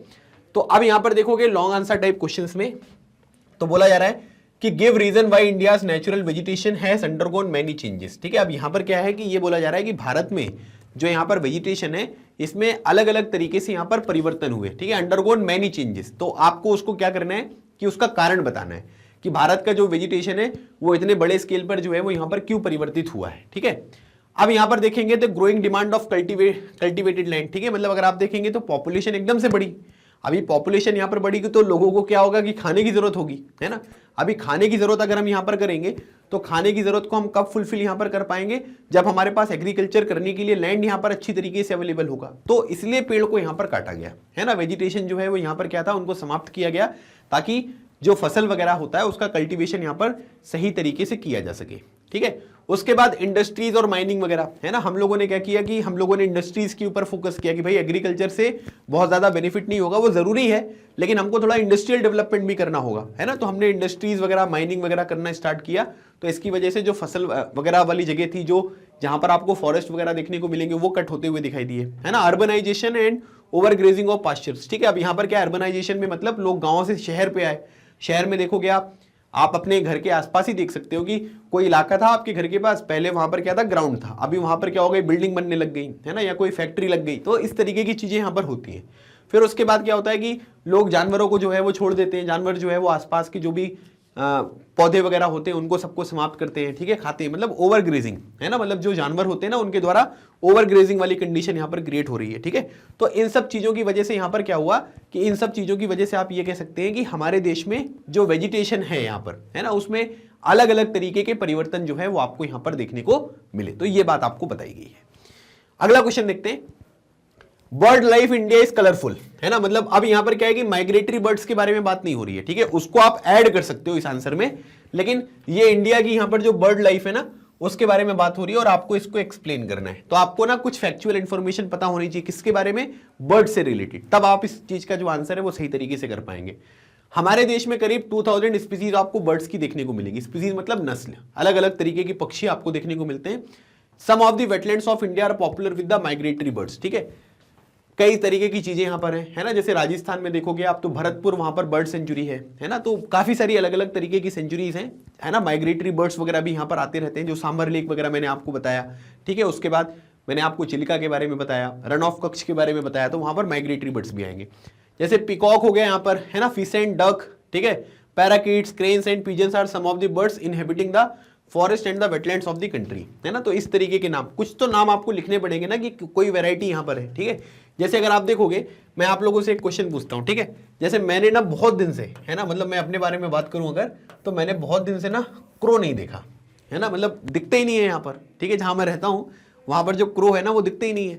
मतलब मेरे घर के आसपास बहुत पहले, ठीक है, जब मैं स्कूल वगैरह में था तब मुझे दिखते थे, लेकिन अब नहीं दिखते। आप मुझे बताइएगा कि आपके घर के आसपास जो है वो क्रो दिखते हैं क्या, है ना, क्योंकि मेरे घर के आसपास तो नहीं दिखते। तो इससे क्या होता है कि चीजें जो है ना वो यहाँ पर समाप्त होती हैं। जैसे अगर आप देखोगे तो जैसे पतंग वगैरह उड़ाते हैं, है ना, तो हमारा जो मांझा होता है ना, जिससे हम क्या करते हैं पतंग उड़ाते हैं, उसकी वजह से भी यहाँ पर आप ये कह सकते हैं कि जो हमारे बर्ड्स वगैरह होते हैं वो जो मांझा होता है वो कितना शार्प होता है ना। अगर कोई यहाँ पर बर्ड ऐसे चला जाएगा, है ना, आपकी पतंग उड़ रही है, तो उसकी वजह से भी काफी सारे बर्ड्स वगैरह जो है उनको प्रॉब्लम यहाँ पर होती है, ठीक है। In places where the desert merge with the sea, है ना, तो वहां पर क्या है कि वही मैंने आपको फ्लेमिंगो के बारे में बताया लार्ज नंबर्स में, तो ये चीजें आपको देखने को मिलेंगी, है ना। तो ये सब यहाँ पर है। तो मतलब आप ये कह सकते हैं कि भारत में जो बर्ड लाइफ है वो भी यहाँ पर क्या है कि वो बहुत अच्छी है, मतलब अलग अलग तरीके के यहाँ पर बर्ड्स आपको अवेलेबल देखने को मिलते हैं और उनके कंजर्वेशन के लिए अलग अलग बर्ड सेंचुरीज वगैरह भी जो है वो यहाँ पर बनाई जाती है। ये पॉइंट मेंशन करना एडिशनल पॉइंट है ये कि बर्ड सेंचुरीज वगैरह भी आपको देखने को मिलेगा, ठीक है। चलिए आगे बढ़ते हैं।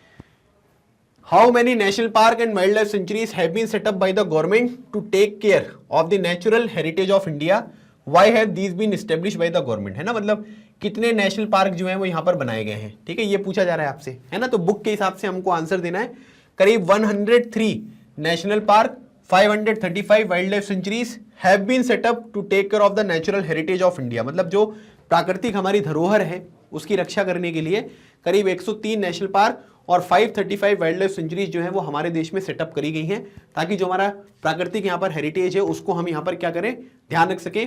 These have been established to protect and save the flora and fauna and maintain the balance of the ecosystem, ठीक है। तो फ्लोरा एंड फौना को यहाँ पर प्रोटेक्ट करने के लिए और जो हमारा इकोसिस्टम का बैलेंस है उसको मेंटेन करने के लिए हमने इस तरीके की चीजें जो है वो यहाँ पर इस्टेब्लिश करी है, ठीक है।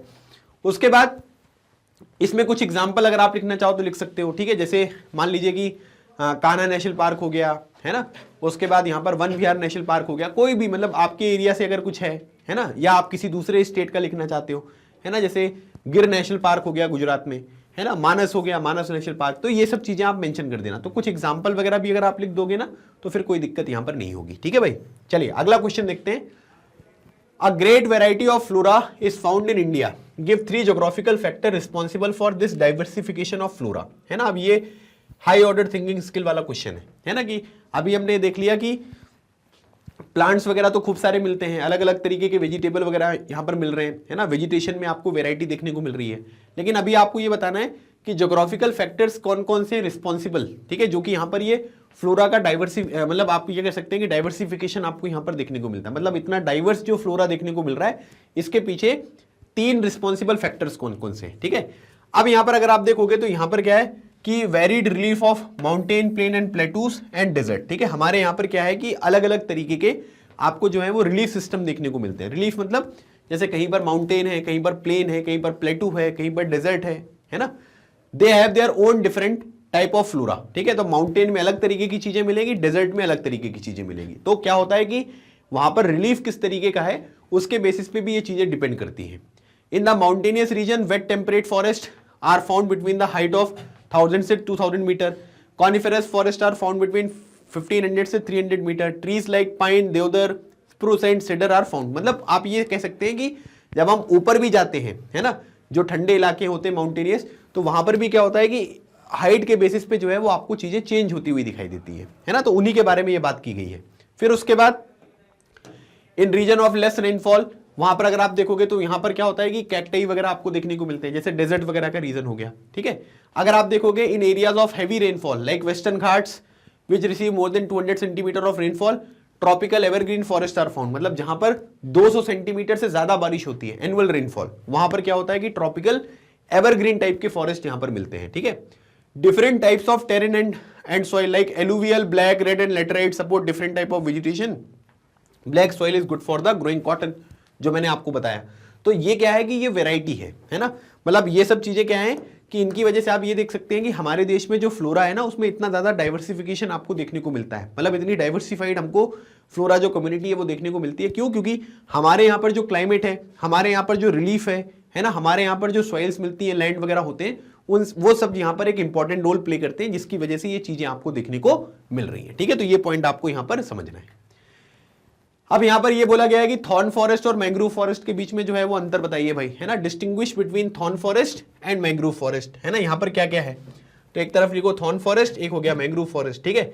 तो यहां पर क्या होगा कि जहां पर 70 सेंटीमीटर से कम रेनफॉल होगी वहां पर क्या होगा, थॉर्न फॉरेस्ट होगा, ठीक है। और इसमें थॉर्नी ट्रीज वगैरह, बुशेस वगैरह देखने को मिलेंगे, है ना। और जो मैंग्रोव टाइडल फॉरेस्ट होते हैं ये कोस्टल रीजन में होते हैं, जहां पर टाइड्स का इन्फ्लुएंस आपको देखने को मिलेगा, है ना, ज्वार भाटे। टाइड्स क्या होता है कि जो सन होता है, जो मून होता है, उसका जो ग्रेविटेशनल पुल अर्थ के ऊपर होता है, ठीक है, उसको बोलते हैं। फिर उसके बाद सेमी एरिड रीजन आपको देखने को मिलेगा गुजरात, राजस्थान, हरियाणा, यूपी वगैरह में, है ना। तो यहाँ पर अगर आप देखोगे तो गंगा, महानदी, कृष्णा, गोदावरी, कावेरी, ये रिवर जहां पर डेल्टा बनेंगे वहां पर इस तरीके के फॉरेस्ट होंगे। एग्जाम्पल में सुंदरबन डेल्टा के बारे में आप बता सकते हैं, ठीक है। फिर उसके बाद बबूल, कीकर, है ना, पाम, कैक्टाई, ये सब जो है वो क्या है, ये इसके ट्रीज यहाँ पर हो गए। यहाँ पर जो है सिंदूरी एक इंपॉर्टेंट ट्री देखने को मिलेगा, है ना। और ये हार्ड ड्यूरेबल वुड वगैरह होते हैं, फर्नीचर वगैरह बनाने में होते हैं। और फिर अगर, क्योरा वगैरह, ये सब भी यहाँ पर अलग अलग तरीके के ट्रीज हैं। तो आप यहाँ पर लोकेशन लिख दो, उनकी थोड़ा सा कैरेक्टरिस्टिक्स बता दो, और उसके बाद ट्रीज वगैरह यहाँ पर किस तरीके की हैं, क्या चीजें हैं, वो आप यहाँ पर इंक्लूड कर सकते हो, ठीक है। चलिए आगे बढ़ते हैं। अब आपको 3 मेजर्स यहां पर बताने हैं ताकि इकोसिस्टम को कंजर्व किया जाए, है ना। तो 3 नंबर का क्वेश्चन है, 3 पॉइंट लिख दीजिए, है ना। यहां पर क्या करिए कि इनडिस्क्रिमिनेट यहां पर जो ट्रीज वगैरह की कटिंग होती है उसको अवॉइड करो, है ना। फिर उसके बाद checking rapid growth of population, otherwise over crowding will result in imbalance and the pollution of the environment. ठीक है, अब यहां पर क्या है कि पॉपुलेशन एक्सप्लोजन मतलब जनसंख्या विस्फोट, है ना। एकदम से पॉपुलेशन क्या हुई, बहुत ज्यादा बढ़ गई, तो उसके ऊपर ना थोड़ा सा हमको ध्यान देना पड़ेगा, क्योंकि जब पॉपुलेशन यहाँ पर बढ़ेगी तो यहाँ पर क्या होगा, लोगों के लिए घर बनाने पड़ेंगे, है ना, तो चीजें कम होने लगेंगी, तो अब क्या होगा, पॉल्यूशन वगैरह भी चीजें यहाँ पर होंगी, तो फिर कैसे कंजर्व करोगे। तो पॉपुलेशन के ऊपर हमको थोड़ा सा कंट्रोल करने के ऊपर ध्यान देना है।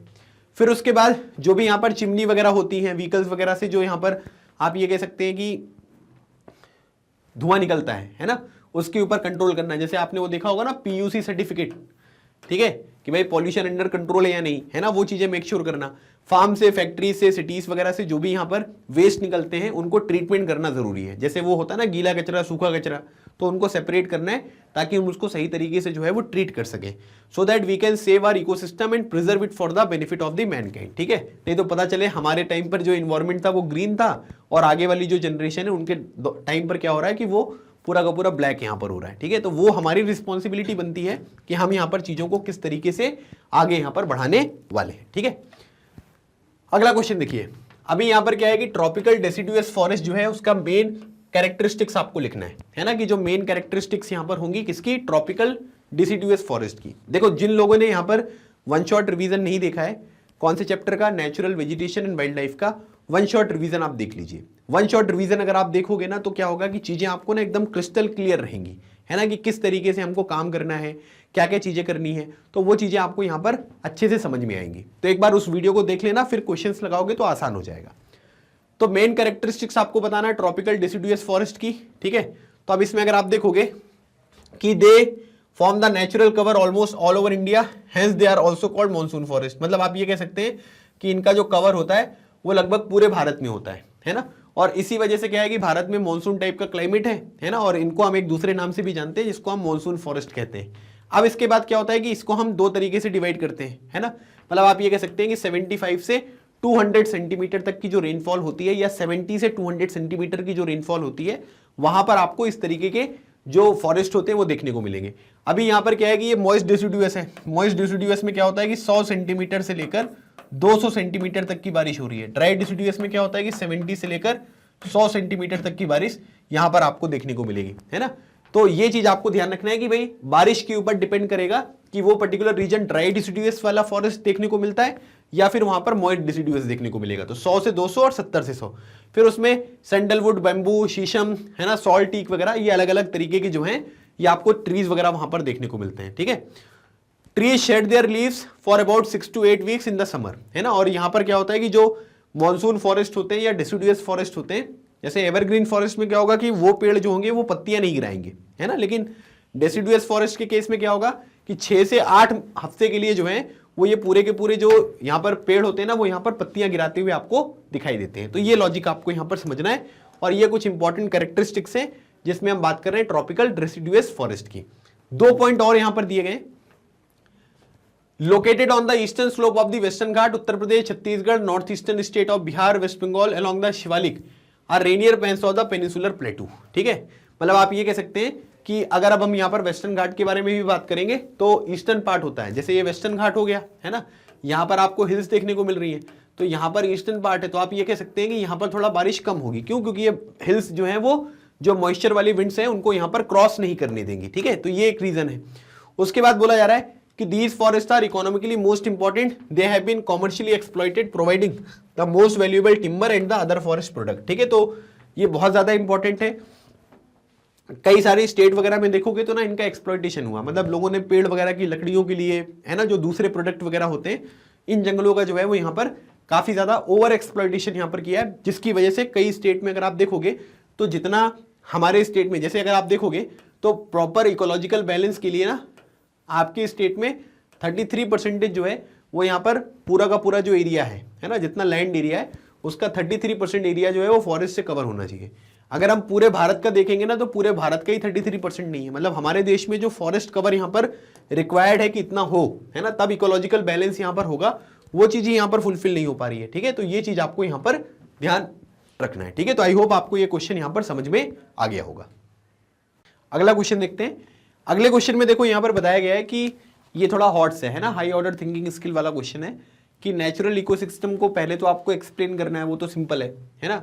Why is any attempt to tamper with the ecosystem fraught with the grave risk? ठीक है, अगर आप कोई भी यहाँ पर इकोसिस्टम को टेम्पर करने की यहाँ पर कोशिश करते हो तो इससे जो खतरे हैं वो यहाँ पर आपको बहुत ज्यादा देखने को मिलेंगे। ठीक है, तो अब यहाँ पर क्या है कि इकोसिस्टम में क्या होता है कि सभी स्पीसीज आपको देखने को मिलेंगी, चाहे वो प्लांट्स हो, एनिमल्स हो, है ना, और in a given area which are interdependent, है ना, मतलब जो क्लाइमेटिक कंडीशंस वगैरह होती हैं वो भी आपको इकोसिस्टम का पार्ट यहाँ पर देखने को मिलेंगी। In the ecosystem which help the man to survive and lead a comfortable life. ठीक है, अब यहाँ पर क्या होता है कि सब चीजें जब बैलेंस है, सब चीजें अच्छे से चल रही हैं, तो हमारा जीवन जो है वो यहाँ पर क्या होता है कि वो आपको आसान देखने को मिलता है।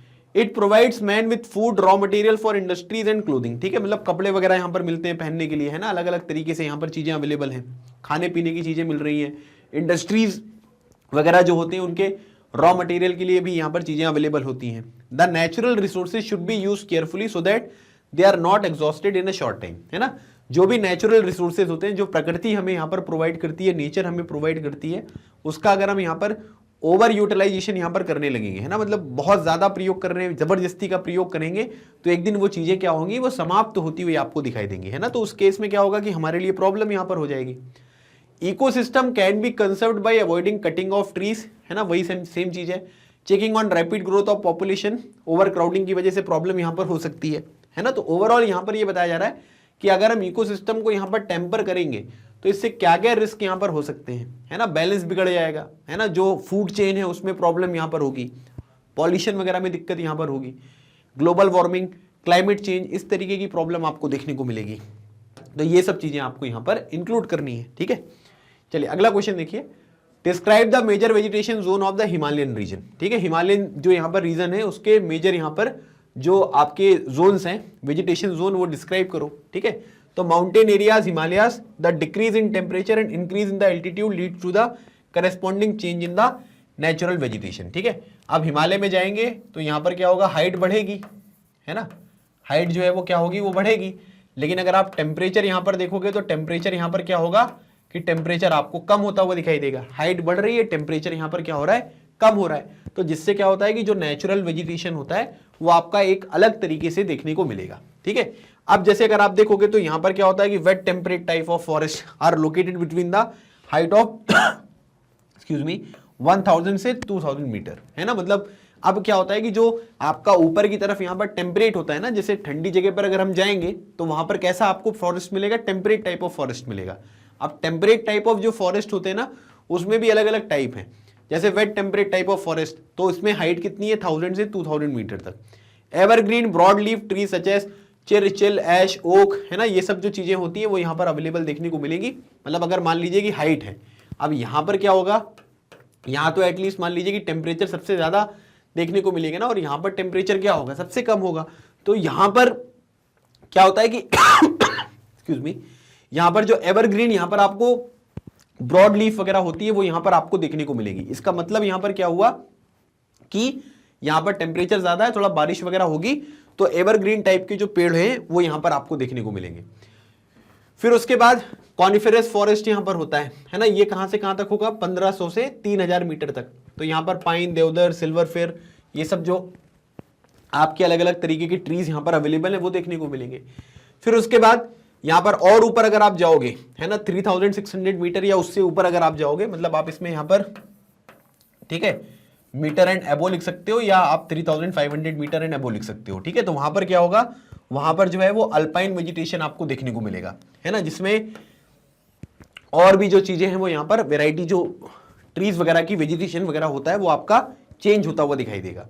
फिर टुंड्रा वेजिटेशन में क्या होगा कि मॉस एंड लिचेंस वगैरह ही होंगे, है ना, मतलब और ऊपर अगर आप जाओगे टुंड्रा वेजिटेशन मतलब पोल्स वगैरह के पास, तो वहां पर क्या है कि जो वेजिटेशन होता है उसको हम टुंड्रा वेजिटेशन यहां पर कहते हैं। तो वहां पर क्या है कि चीजें आपको और भी ज्यादा, है ना, कम देखने को मिलेगी, मतलब बायोडाइवर्सिटी या जो वेजिटेशन वगैरह होता है वो बहुत बड़े स्केल पर आपको देखने को नहीं मिलेगा। ठीक है, तो इस तरीके से आपको ये आंसर जो है वो यहां पर देना था और इसमें ये सब चीजें जो है वो इंक्लूड करनी थी।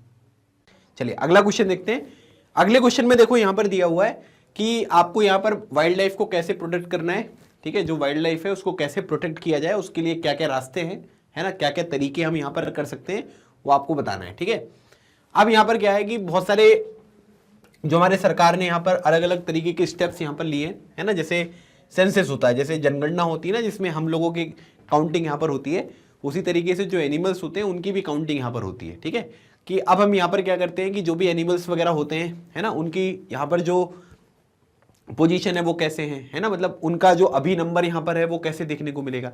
अच्छा, अभी आप लोगों के मन में एक क्वेश्चन ये आ रहा होगा कि सर हम लोगों में तो क्या होता है कि डोर टू डोर सर्वे होता है और उसके बेसिस पे पता चलता है कि भाई हमारे देश की पॉपुलेशन कैसे, एनिमल्स का कैसे पॉइंट आउट करते हैं।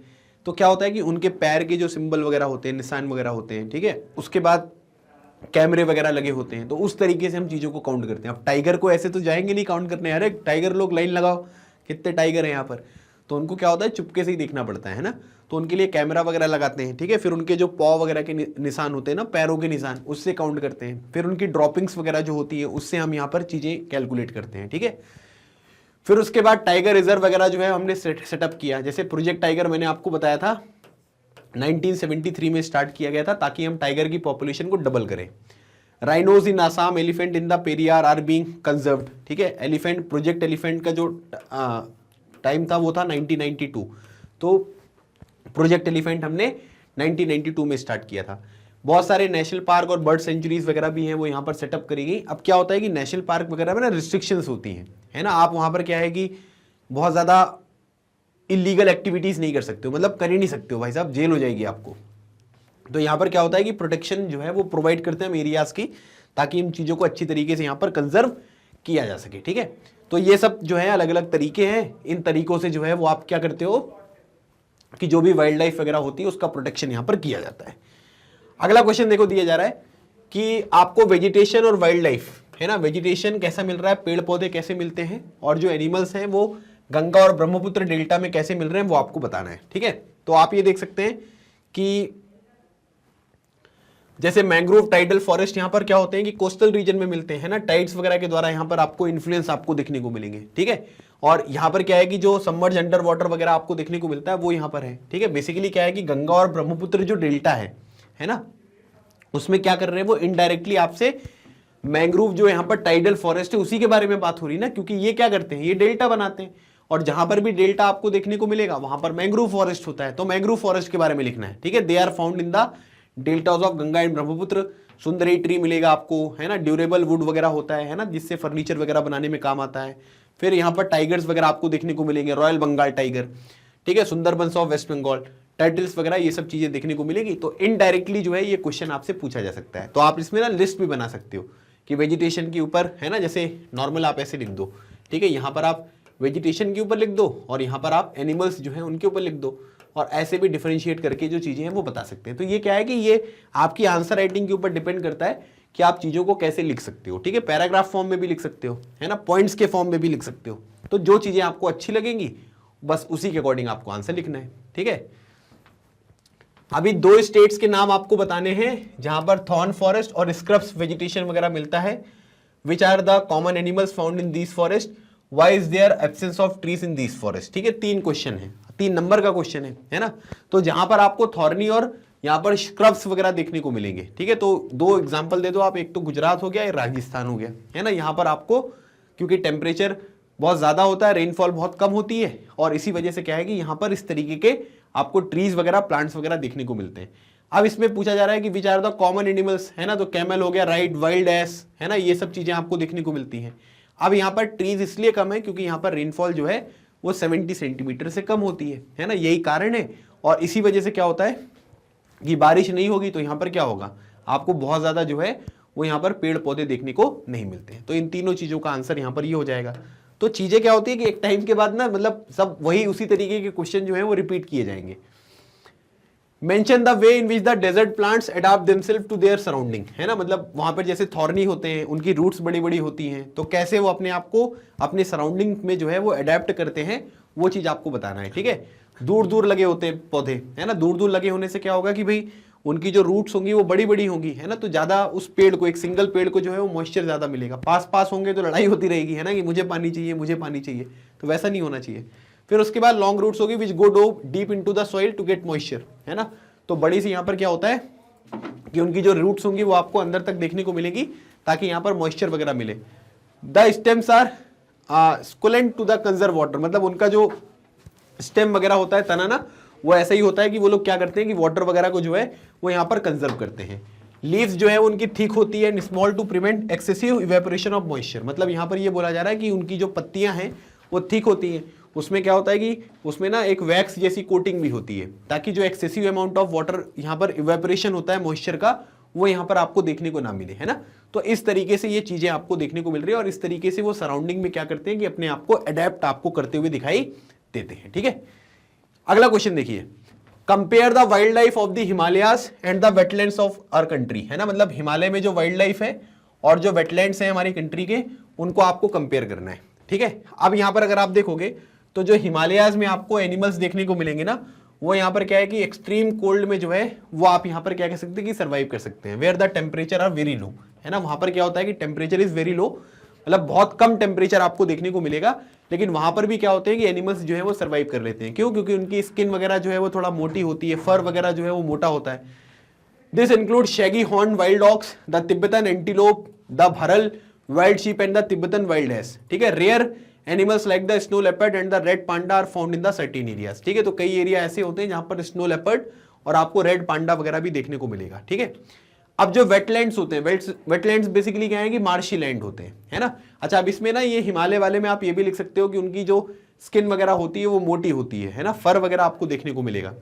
वेटलैंड्स में क्या होता है कि मार्शी लैंड होते हैं, दलदली क्षेत्र होते हैं, तो वहां पर क्रोकोडाइल, घड़ियाल, टर्टल्स वगैरह जो है वो आपको देखने को मिलेंगे और रेप्टाइल्स वगैरह भी आपको देखने को मिलते हैं, है ना, सांप वगैरह, है ना। तो खतरनाक चीज जो है वो आपको यहाँ पर देखने को मिलेगी, कहां पर? वेटलैंड्स में, ठीक है। अच्छा, एक बात ये ध्यान रखना है कि यहाँ पर आपको बर्ड्स वगैरह भी बहुत देखने को मिलती है ना, बर्ड्स जो अलग अलग तरीके की होती है वो आती हैं और माइग्रेटरी बर्ड्स वगैरह भी आपको वेटलैंड्स पर अराइव होती हुई दिखाई देती है, ठीक है। सिंपल सा क्वेश्चन था, एक बढ़िया सा आंसर आप इस तरीके का यहाँ पर इंक्लूड कर सकते हो। फ्लोरा और फोना का यहाँ पर क्या मीनिंग होता है? How is India rich in its फोना, फ्लोरा एंड फोना, ठीक है। अब ये बड़ा क्वेश्चन है, 3-4 नंबर का है, मैंने आपको अलग अलग भी बता दिया कि फ्लोरा फोना क्या है और इंडिया कितना रिच है, बस वही सब चीजें लिख दीजिएगा। पहले डेफिनेशन लिख देना, है ना। Term flora is used to denote plants और फोना जो है वो एनिमल्स के लिए। 90,000 एनिमल्स स्पीसीज आपको देखने को मिलेगी, बर्ड्स की कितनी सारी स्पीसीज हैं, है ना। फिश वगैरह आप देख सकते हैं कितना सारा आपको देखने को मिल रहा है, ठीक है। एम्फीबियंस, रेप्टाइल्स, मैमल्स वगैरह इंडिया में आपको देखने को मिलेंगे, ठीक है। और यहां पर आप ये देखोगे तो यहां पर आपको टाइगर भी देखने को मिलता है और शेर भी देखने को मिलता है, ठीक है। उसके बाद टर्टल्स, क्रोकोडाइल, घड़ियाल्स वगैरह सब चीजें देखने को मिलती है। मतलब हमारे देश में बायोडाइवर्सिटी बहुत ज्यादा है, वाइल्ड लाइफ भी बहुत ज्यादा है और आप मेडिसिनल प्लांट्स के बारे में भी बता सकते हैं ना, कि आयुर्वेदा में जो चीजें मेंशन करी गई उनमें से बहुत सारी चीजें हमारे देश में आज भी आपको अवेलेबल देखने को मिलेंगी। पीकॉक हो गया, डक, क्रेन्स वगैरह देखने को मिलता है, ठीक है। और वही मैंने आपको बताया टाइगर एंड लायंस के बारे में, ठीक है। और उसके बाद क्रोकोडाइल, घड़ियाल्स वगैरह देखने को मिलते हैं। तो ये सब चीजें यहाँ पर है, ठीक है। तो ये चीजें जो है वो यहाँ पर क्या हो गई है, रिपीट हो गई हैं। पहले मैंने ये चीजें जो है वो आपको यहाँ पर बता दी हैं, तो आप एक ही बार लिखिएगा, 2 बार मत लिखिएगा, ठीक है। इसकी यहाँ पर कोई भी आवश्यकता नहीं है, ठीक है। तो उसी को पॉइंट के फॉर्म में जो है वो यहाँ पर बताया गया, कुछ चीजें ऐड करी गई हैं, बाकी सब चीजें जो है वो आपको देखने को मिलेंगी, ठीक है। तो ये चीजें जो है ये हम ऑलरेडी यहाँ पर लिख चुके हैं, ठीक है। एक्चुअली यहाँ पर क्या करना था, यहाँ पर ना मुझे इसे वो करना है, ठीक है। मतलब मैं चाह रहा था कि इसको मैं वो करूँ, 2 पॉइंट्स में यहाँ पर इंक्लूड कर दूँ, ठीक है। तो 2 पॉइंट्स में इंक्लूड किया तो फिर वो 2 जगह पे आपको देखने को मिल गया, ठीक है।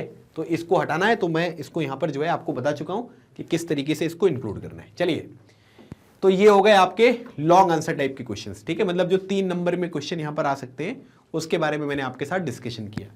अब जो हमारा अगला सेगमेंट यहाँ पर होने वाला है, ठीक है, इसमें हम किसके बारे में बात करेंगे? वेरी लॉन्ग आंसर, मतलब 5 नंबर के जो क्वेश्चन यहाँ पर आएंगे वो किस तरीके से आ सकते हैं। तो ये 10 क्वेश्चंस मैं आपके साथ डिस्कस करूंगा। अभी तक टोटल 40 क्वेश्चंस मैंने आपको करीब यहाँ पर डिस्कस कर लिए, ठीक है। पहला ही क्वेश्चन जो है ये हाई ऑर्डर थिंकिंग स्किल वाला है। How do the forest play both a productive and protective role, है ना। मतलब फॉरेस्ट जो होते हैं वो एक प्रोडक्टिव रोल भी यहाँ पर प्ले करते हैं और एक प्रोटेक्टिव रोल भी यहाँ पर प्ले करते हैं। तो कैसे करते हैं, ठीक है। तो पहले प्रोडक्टिव रोल देख लीजिए। तो प्रोडक्टिव रोल में क्या है कि हमको वुड मिलता है, पल्प मिलता है, सेलुलोज मिलता है ना, पैकेजिंग मटेरियल मिलता है, ताकि अलग अलग तरीके की जो इंडस्ट्रीज वगैरह हैं जैसे पेपर इंडस्ट्री, पैकेजिंग इंडस्ट्री वगैरह, ये सब चीजें है ना। एक्चुअली क्या होता है कि जंगल वगैरह जो होते हैं ना, हमको काफी सारी चीजें जो है वो प्रोवाइड करते हैं। तो इंडस्ट्रीज यहाँ पर रन कर रही है, ठीक है। We obtain a number of consumer goods like fuel, है ना, वुड, टिम्बर, मेडिसिनल हर्ब, ठीक है, रेजिन, गम्स, ठीक है, lac and honey from our forest. Forest control the wind force and temperature and cause rainfall, है ना। तो मतलब काफी सारे खाने पीने की चीजें मिल रही हैं। और दूसरी बात, फॉरेस्ट में कई सारे ट्राइब्स वगैरह भी आपको रहते हुए दिखाई देते हैं, ठीक है, जो ट्राइब्स वगैरह होती हैं वो भी यहाँ पर रहती हैं। तो काफी सारी इंडस्ट्रीज वगैरह जो होती हैं वो फॉरेस्ट की वजह से ही रन होती हुई आपको देखने को मिलेंगी। फिर उसके बाद प्रोटेक्टिव रोल देख लीजिए, forest help in maintaining the ecological balance and providing pollution free air, है ना। जो कार्बन डाइऑक्साइड हम छोड़ते हैं उसको एमिट कौन करता है, मतलब आप ये कह सकते हैं कि उसको इनहेल कौन करता है, वो ट्रीज यहाँ पर करते हैं, है ना। एमिट तो हम कर रहे हैं, तो आप ये कह सकते हैं कि पॉल्यूशन फ्री एयर हमको प्रोवाइड करते हैं, है ना। फिर सॉइल इरोजन वगैरह को रोकते हैं, है ना। वो क्या करते हैं कि जो उनकी रूट्स होती है ना, मिट्टी को पकड़ कर रखती है। And raising the water table which receding presently at a faster rate, ठीक है। तो पानी क्या होता है, उनकी रूट के माध्यम से जमीन में चला जाता है। तो हम लोग क्या कर पाते हैं कि जो वाटर लेवल यहाँ पर होना चाहिए वो बैलेंस कर पाते हैं। अगर वो चीजें नहीं होगी तो वाटर लेवल को हम बैलेंस नहीं कर पाएंगे, ठीक है। ह्यूमस वगैरह आपको सॉइल में देखने को मिलेगा, जिसकी वजह से जो सॉइल होती है वो फर्टाइल आपको देखने को मिलेगी। मैन्योर वगैरह आपको प्लांट्स को देखने को मिलेंगे। और as their leaves and stems after they die decompose in a natural way, तो मैन्योर बन जाएंगे। जब पेड़ यहाँ पर गिरता है, खराब होता है, उसकी पत्तियां खराब होती हैं, तो आप ये कह सकते हैं कि वो मैन्योर के फॉर्म में कन्वर्ट हो जाती हैं। तो इससे यहाँ पर क्या आएगी, जो आसपास के पेड़ पौधे हैं उनको फर्टिलिटी यहाँ पर देखने को मिलेगी। तो इस तरीके से आप कह सकते हो कि जो यहाँ पर फॉरेस्ट होते हैं वो एक प्रोटेक्टिव रोल भी प्ले करते हैं और एक प्रोटेक्टिव रोल भी यहाँ पर प्ले करेंगे। तो दोनों चीजें यहाँ पर वो प्ले करते हुए दिखाई देते हैं। चीजें वही सेम है, वही चीजें आपको लिखनी है। वाइल्ड लाइफ के ऊपर आपको एक शॉर्ट नोट लिखना है, 5 नंबर भी आ सकता है। तो काफी सारी चीजें मैंने आपको ऑलरेडी बताई हुई है ना। केरला वगैरह में, कर्नाटक में, आसाम में हाथी वगैरह मिलते हैं, है ना। परसेंटेज वगैरह के बारे में यहाँ पर आप बात कर लीजिए। एम्फीबियंस, रेप्टाइल्स और मैमल्स वगैरह आपको देखने को मिलते हैं, है ना। तो 5 नंबर में भी ये क्वेश्चन आ सकता है। 1 हॉर्न राइनोसेरोस, है ना। ये सब कीवर्ड है भाई साहब, इनको लिखना जरूरी है, ठीक है। फिर उसके बाद लैंड वगैरह आसाम में, वेस्ट बंगाल में देखने को मिलेंगे, ठीक है। रन ऑफ कक्ष में, थार वगैरह में आपको वाइल्ड एस और कैमल्स वगैरह देखने को मिलेंगे। रन ऑफ कक्ष में वाइल्ड एस, वेरी इंपॉर्टेंट। फिर उसके बाद थार डेजर्ट में आपको यहाँ पर कैमल्स देखने को मिल रहा है। इंडियन बाइसन हो गया, नील गाय हो गया, है ना, चौसिंघा हो गया, ठीक है। फिर यहाँ पर और भी बहुत सारे जैसे डीर वगैरह आपको देखने को मिलेंगे और मंकीज की भी अलग अलग स्पीसीज आपको देखने को मिल रही है, ठीक है। और उसके बाद भारत ही एकमात्र ऐसा देश है, ठीक है, जहां पर आपको शेर भी देखने को मिलते हैं और टाइगर भी आपको देखने को मिलेगा, ठीक है। टाइगर मतलब बाघ होता है, चीता नहीं होता है। चीता एक अलग एनिमल है और चीता जो है वो भारत में समाप्त हो चुका है, जिसको हम अफ्रीका से भारत में जो है वो दोबारा रीइंट्रोड्यूस करने वाले हैं, ठीक है। अब उसके बाद इंपॉर्टेंस ऑफ बायोस्फीयर रिजर्व क्या है भाई, और इसके ऑब्जेक्टिव क्या है ये आपको बताने हैं, है ना। बायोस्फीयर रिजर्व मैंने कई सारे आपको बताए नाम। Biosphere reserves are the series of multipurpose protected areas, ठीक है, link through a global network, ठीक है, intended to demonstrate the relationship between the conservation and development, ठीक है। अगर केवल आप डेवलपमेंट के ऊपर फोकस करोगे कि सब लोगों की तरक्की हो तो सकता है कि इन्वायरमेंट को नुकसान हो जाए। जो वाइल्ड लाइफ है, जो आपका वेजिटेशन है, उनको नुकसान यहां पर हो सकता है। तो हमको क्या करना है कि हमें कंजर्वेशन भी करना है और डेवलपमेंट भी करना है, प्रॉपर एक बैलेंस बनाना है। The main purpose of the biosphere reserve is conservation of flora and fauna, उसके पर्पस के लिए हमने इसको बनाया है। अब इसके कई सारे ऑब्जेक्टिव हैं, जैसे preserving plants and animal species of the area in the natural form, है ना, जैसे वो हैं। अब जैसे यहां पर वो उगते हैं तो मैंने इसको प्रोटेक्टेड एरिया डिक्लेयर कर दिया, मैं यहीं पर इनका कंजर्वेशन कर रहा हूं, ठीक है। To protect flora and fauna from their over exploitation यहां पर ना हो। To save endangered species and prevent extinction of the valuable species, ठीक है। जो इंडेंजर्ड स्पीसीज हैं, जो समाप्त होने वाली है, उनको प्रोटेक्ट करना, और यहां पर क्या है, उनको प्रोटेक्ट करके एक्सटिंक्ट ना हो, समाप्त ना हो, उस तरीके की चीजें यहां पर करना। To undertake research and experimentation in the forestry, है ना। तो क्या होता है कि बायोस्फीयर रिजर्व वगैरह में कोई रिसर्च करनी है, कोई एक्सपेरिमेंट वगैरह करना है, तो वो सब भी चीजें यहां पर होती हैं। और इसी वजह से क्या करते हैं कि अलग अलग तरीके के बायोस्फीयर रिजर्व वगैरह भारत में आपको देखने को मिल रहा है, ठीक है। अब उसके बाद बोला जा रहा है कि describe how rainfall and relief influence the vegetation of an area, है ना। मतलब कहीं पर भी यहां पर रेनफॉल और जो आपका रिलीफ होता है ना, मतलब जो आपको माउंटेन हो गया, डिजर्ट हो गया, है ना, या प्लेन्स हो गए, तो उससे आप ये कह सकते हैं कि जो रिलीफ होता है और रेनफॉल होता है वो किसी भी एरिया का वेजिटेशन जो है वो कैसे इन्फ्लुएंस करता है, ये आपसे पूछा जा रहा है। अब रेनफॉल में देखोगे, है ना, तो आप ये कह सकते हैं कि भारत में जो भी बारिश होती है वो किसकी वजह से होती है, वो साउथ वेस्ट मानसून की वजह से होती है, जून से सितंबर तक, एंड नॉर्थ ईस्ट मानसून यहां पर होता है। अब यहां पर मान लीजिए कि जहां पर ज्यादा बारिश यहां पर होगी वहां पर क्या होगा, ज्यादा डेंस वेजिटेशन आपको देखने को मिलेगा, है ना। और जहां पर कम बारिश होगी वहां पर उतना डेंस वेजिटेशन जो है वो अवेलेबल नहीं होता है, ठीक है। जहां पर क्या होता है कि 200 सेंटीमीटर से ज्यादा रेनफॉल होती है वहां पर ट्रॉपिकल एवरग्रीन फॉरेस्ट होता है ना। और जहां पर क्या होता है कि 100 से 200 सेंटीमीटर, है ना, या 70 से 200, वहां पर डेसिडुअस फॉरेस्ट आपको देखने को मिलेगा। 70 से 100 है तो ड्राई डेसिडुअस, 100 सेंटीमीटर से 200 सेंटीमीटर है तो वहां पर आपको वेट डेसिडुअस जो है वो आपको देखने को मिलता है। उसके बाद ये मैंने आपको बता दिया। और 70 सेंटीमीटर से कम रेनफॉल यहां पर होगा तो वहां पर आपको थॉर्नी ट्रीज और जो बुशेस वगैरह होते हैं वो आपको देखने को मिलते हैं, जैसे राजस्थान गुजरात वगैरह के एरिया में। तो इस तरीके से आप ये कह सकते हैं कि रेनफॉल से क्या होता है कि वेजिटेशन जो है वो डिसाइड होता है।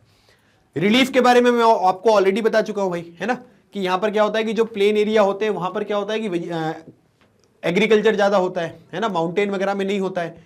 उसके बाद आप ये कह सकते हैं कि the fertile level land of plain are generally devoted to agriculture, है ना, जैसे गुजरात, यूपी वगैरह में, हरियाणा वगैरह में, पंजाब वगैरह में आपको देखने को मिलेगा, ठीक है। उसके बाद जहां पर थोड़ा सा आप ये कह सकते हैं ग्रासलैंड्स वगैरह, वुडलैंड्स वगैरह होते हैं, ये कहां पर मिलेंगे, थोड़ा जिनकी हाइट ज्यादा होती है, ठीक है। वहां पर क्या होता है कि टेम्परेचर भी कम होता है और ज्यादा प्लेन भी नहीं होता है, तो वहां पर ग्रासलैंड्स वगैरह मिलते हैं, ठीक है। उसके बाद एल्टीट्यूड वगैरह जब यहां पर बढ़ जाता है तो अलग अलग तरीके का वेजिटेशन जो है वो कहां पर मिलेगा आपको, वो आपको हिमालयन रीजन में भी देखने को मिलेगा। तो इस तरीके से क्या होता है कि जो रिलीफ फीचर होता है वो डिपेंड करता है। आप रिलीफ से ही क्या होता है कि आप ये कह सकते हैं कि जो अलग कि किसी भी एरिया की जो यहां पर सॉइल वगैरह होती है वो किस चीज के ऊपर निर्भर करती है, वो इसी चीज के ऊपर डिसाइड करेंगे। अब जैसे रिलीफ में अगर आप देखोगे तो माउंटेन वाला रीजन है, उत्तराखंड में अलग तरीके की सॉइल होगी, है ना, प्लेन वाला एरिया में यूपी में अलग तरीके की सॉइल होगी, प्लेटू वाले रीजन में अलग तरीके की होगी, असम में अलग तरीके की होगी। तो इस तरीके से ये पूरा का पूरा पैटर्न होता है। और फिर जब सॉइल यहां पर डिसाइड हो जाएगी तो वो पर्टिकुलर सॉइल किस चीज के लिए यहां पर उपयोगी है, जैसे ब्लैक सॉइल को देखोगे तो वो कॉटन कल्टीवेशन के लिए यहां पर यूजफुल है। तो उस चीजें से यहां पर पूरा का पूरा जो आपका वेजिटेशन होता है वो यहां पर डिसाइड होता है ना। चलिए अभी यहां पर ना ये टेबल आपको कंप्लीट करनी है भाई, है ना। ये थोड़ा हाई ऑर्डर थिंकिंग स्किल वाला क्वेश्चन है, मतलब पता है तो पता है, नहीं पता है तो नहीं पता है। तो यहां पर क्या है कि wet temperate, temperate forest, alpine और टुंड्रा, उनकी हाइट बतानी है और यहां पर जो ट्रीज आपको मिलते हैं वो आपको बताने हैं, ठीक है। अगर आप चाहोगे तो आप लोग अपनी तरफ से यहां पर क्या करिएगा, ठीक है, अपनी तरफ से आप यहां पर क्या कर सकते हैं कि अपनी तरफ से कुछ चीजें जो है वो आप यहां पर और प्रिपेयर कर सकते हो, ठीक है। जैसे यहां पर अगर आप देखेंगे तो आप एनिमल्स जो है उनको आप यहां पर प्रिपेयर कर सकते हो, ठीक है, कि जो एनिमल्स वगैरह हैं वो यहां पर कौन कौन से हैं, किस तरीके से हैं, तो इनको भी आप यहां पर प्रिपेयर कर लेना, ठीक है। तो एनिमल्स के ऊपर भी जो चीजें हैं वो यहां पर हम देख सकते हैं, ठीक है। तो अब यहां पर क्या है कि इसमें हाइट वगैरह आपको बतानी है कि कौन कौन सी हाइट है, कितनी है, ठीक है। तो जैसे वेट टेम्परेट है तो वेट टेम्परेट की अगर आप हाइट देखोगे तो 1000 से 2000 मीटर तक आपको देखने को मिलेगा, है ना, मतलब 1000 से 2000 मीटर तक वेट टेम्परेट है। इसको ऐसे याद रखो कि वेट टेम्परेट मतलब क्या होता है कि जहां पर 100 सेंटीमीटर से, ठीक है, 200 सेंटीमीटर तक, ऐसा होता है क्या, वहां पर वो वेट डेसिडुअस होता है, ठीक है। हम यहां पर वेट टेम्परेट की बात कर रहे हैं, ठीक है। सो वेट टेम्परेट जो है वो यहां पर 1000 से 2000 मीटर तक हाइट तक हो गया। टेम्परेट फॉरेस्ट हो गया 1500 से 3000 मीटर तक, ठीक है। अल्पाइन हो गया हाई एल्टीट्यूड मतलब 3600 मीटर या उसके एबो तक। और उसके बाद टुंड्रा मतलब जब आप पोल्स वगैरह के पास पहुंच जाओगे ना तो यहां पर क्या होगा, टुंड्रा मिलेगा। तो याद रखिएगा वेट टेम्परेट फिर अल्पाइन और फिर टुंड्रा, ठीक है।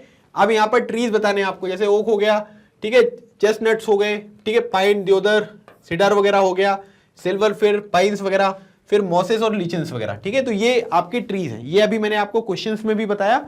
ऐसे करके जो है ना आपसे क्या कर सकते हैं कि टेबल वगैरह जो भी है वो भी यहां पर फिल करवाई जा सकती है, ठीक है। तो एनिमल्स भी आप यहां पर प्रिपेयर कर लेना कि पर्टिकुलर एरिया में कौन कौन से एनिमल्स वगैरह जो हैं वो यहां पर आपको देखने को मिलेंगे, ठीक है। तो वो चीज भी यहां पर पेपर में पूछी जा सकती है। अगली बात करते हैं, why are the forest important to man, what was been the result of man's interference with nature, ठीक है। मतलब यहां पर बोला जा रहा है कि जो फॉरेस्ट होते हैं वो इंसानों के लिए क्यों इंपॉर्टेंट है, ठीक है। और अगर मान लीजिए कि मैन यहां पर क्या करता है कि इंटरफेयर करता है नेचर के साथ, है ना, मतलब थोड़ा ओवर एक्सप्लॉइटेशन कर रहा है, चीजें गलत कर रहा है, तो इसके क्या रिजल्ट हो सकते हैं, ठीक है।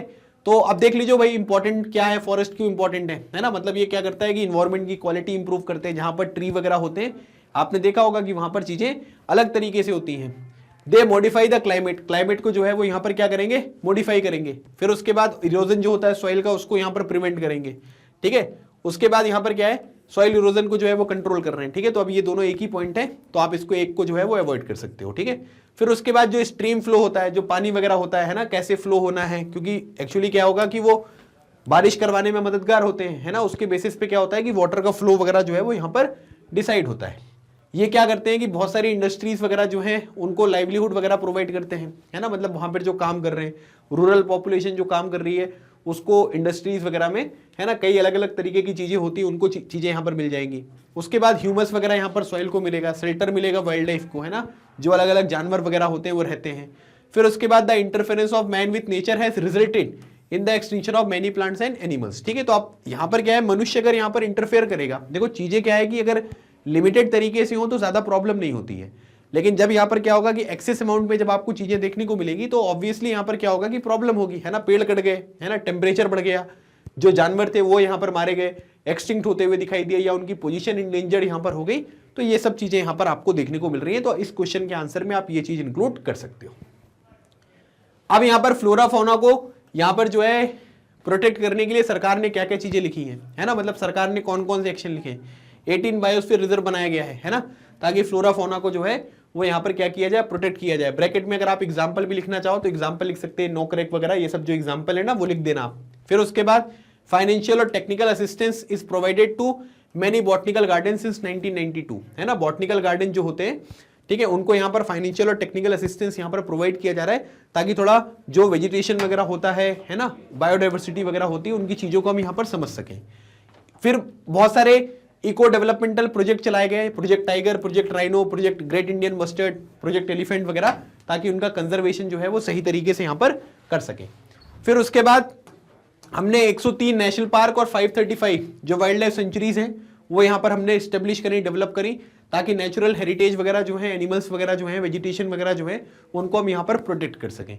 फिर उसके बाद जूलॉजिकल गार्डन वगैरह, जो जू वगैरह आप जाते हैं ना, तो उस तरीके की चीजें भी यहाँ पर स्टेब्लिश करी हैं, ताकि इन चीजों के ऊपर हम यहाँ पर फोकस कर सके। तो काफी सारी चीजें जो है वो आपको यहाँ पर देखने को मिल रही है, ठीक है।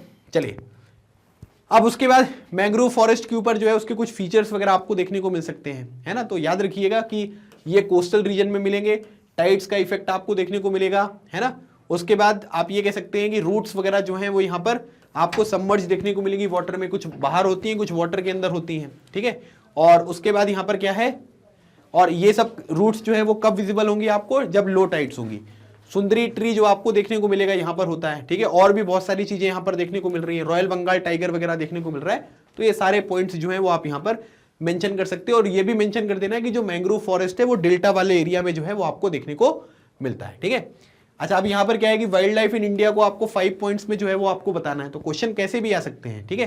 तो अब यहाँ पर क्या है, वही चीजें है ना, एनिमल स्पीसीज कितने हैं, बर्ड्स कितने हैं, ठीक है। उसके बाद यहाँ पर क्या है कि एलिफेंट्स जो है वो हॉट वेट फॉरेस्ट में यहाँ पर मिलते हैं, कर्नाटका, केरला में। 1 हॉर्न राइनोज वगैरह आपको वेस्ट बंगाल में, आसाम में देखने को मिल रहे हैं, ठीक है। ये सब पॉइंट हमने डिस्कस किए हैं। रन ऑफ कक्ष वगैरह में अगर आप देखोगे तो वहां पर आपको, ठीक है, जो वाइल्ड एस हैं, कैमल वगैरह देखने को मिलते हैं।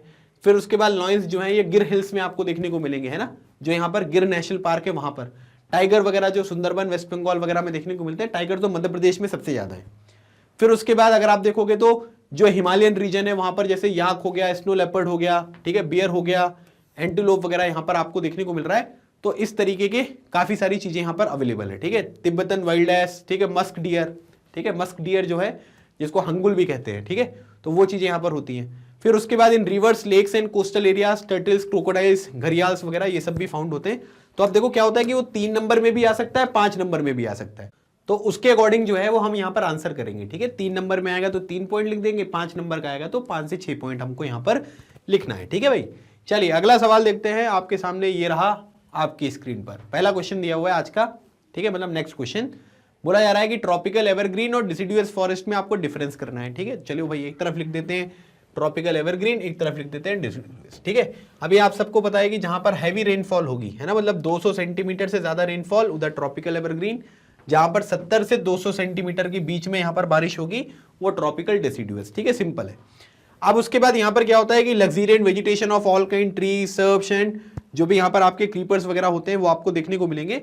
और करीब आप ये कह सकते हैं कि ट्रीज वगैरह की जो हाइट होती है वो करीब आपको 60 मीटर यहाँ पर आपको देखने को मिलेगी, है ना, मतलब करीब 60 मीटर तक की हाइट के जो ट्रीज हैं वो देखने को मिलते हैं। और उसके बाद भारत में अगर हम बात करेंगे कि भारत में किस तरीके का सबसे ज्यादा जो है वो यहाँ पर फॉरेस्ट देखने को मिलता है, तो वो होता है डिसिडुअस, ठीक है। और इसको हम मॉइस्ट और ड्राई डिसिडुअस में जो है वो यहाँ पर डिवाइड करते हैं, ठीक है। और इनका कोई जो है वो यहाँ पर कोई डेफिनेट टाइम नहीं है। बेसिकली क्या है कि ये एवरग्रीन है, तो एवरग्रीन ही आपको देखने को मिलते हैं। और इसमें आप ये कह सकते हैं कि पूरे साल जो है वो हरे भरे बने रहते हैं, ठीक है। और उसके बाद ये 6 से 8 वीक के लिए समर सीजन में जो है वो अपनी लीव्स को यहाँ पर शेड करते हैं, है ना। सिंपल सा आप यहाँ पर आंसर ये लिख सकते हैं। उसके बाद जैसे वेस्टर्न घाट हो गया आपका, है ना, आसाम, तमिलनाडु, लक्षद्वीप, अंडमान एंड निकोबार, यहां पर आपको ट्रॉपिकल एवरग्रीन फॉरेस्ट देखने को मिलेगा। और उसके बाद अगर हम वेट डिसिडुअस के बारे में बात करेंगे, जहां पर 100 से 200 सेंटीमीटर का रेनफॉल होता है ना, तो उसमें झारखंड, उड़ीसा, छत्तीसगढ़ वगैरह हो गया। ड्राई डिसिडुअस में अगर आप देखोगे तो 70 से 100 सेंटीमीटर में बिहार और उत्तर प्रदेश, ये वाला रीजन आपको देखने को मिलेगा, ठीक है। उसके बाद ट्रीज वगैरह की बात हो रही है ना, इबोनी, महोगनी, रोजवुड, है ना, सिनकोना, ठीक है, ये सब चीजें आपको देखने को मिलेगा। और मल्टी लेयर्ड स्ट्रक्चर होता है। मल्टी लेयर्ड मतलब अब हाइट होती है ना, जैसे सबसे बड़ी हाइट फिर छोटी हाइट, तो अलग अलग लेयर्स यहाँ पर बनेंगी, ठीक है।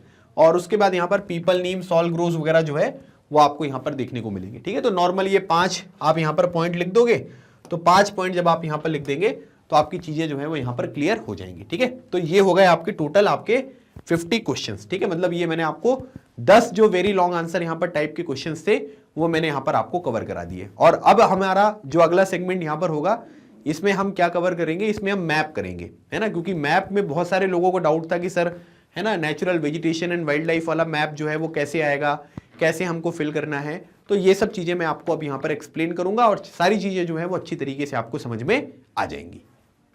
तो अब हम आगे देखते हैं कि हमें यहाँ पर क्या करना है।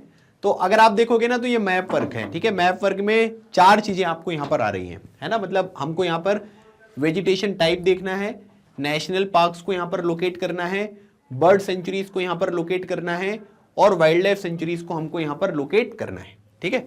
तो अब ये सब चीजें यहाँ पर आपको गिवन है। तो हम एक काम करते हैं कि सबसे पहले ना एक एक करके जो है वो चीजें मैं आपको बताता हूं। सबसे पहले वेजिटेशन टाइप, है ना। और याद रखना कि पहले क्या करेंगे, वेजिटेशन टाइप में ना केवल आपको आइडेंटिफिकेशन है ना, कि वो मार्क कर देंगे कि यहाँ पर कैसा वेजिटेशन मिलेगा, तो आपको बताना पड़ेगा। तो ये क्या है, ये आइडेंटिफिकेशन ओनली वाली चीज जो है वो आपको देखने को मिल रही है, ठीक है। तो अब क्या करते हैं कि सबसे पहले वेजिटेशन वाला मैप खोलते हैं। तो ये रहा आपके सामने वेजिटेशन वाला मैप, ठीक है। अब अगर आप देखोगे तो हमारे देश में किस किस तरीके के जो वेजिटेशन है वो आपको देखने को मिलते हैं, ठीक है।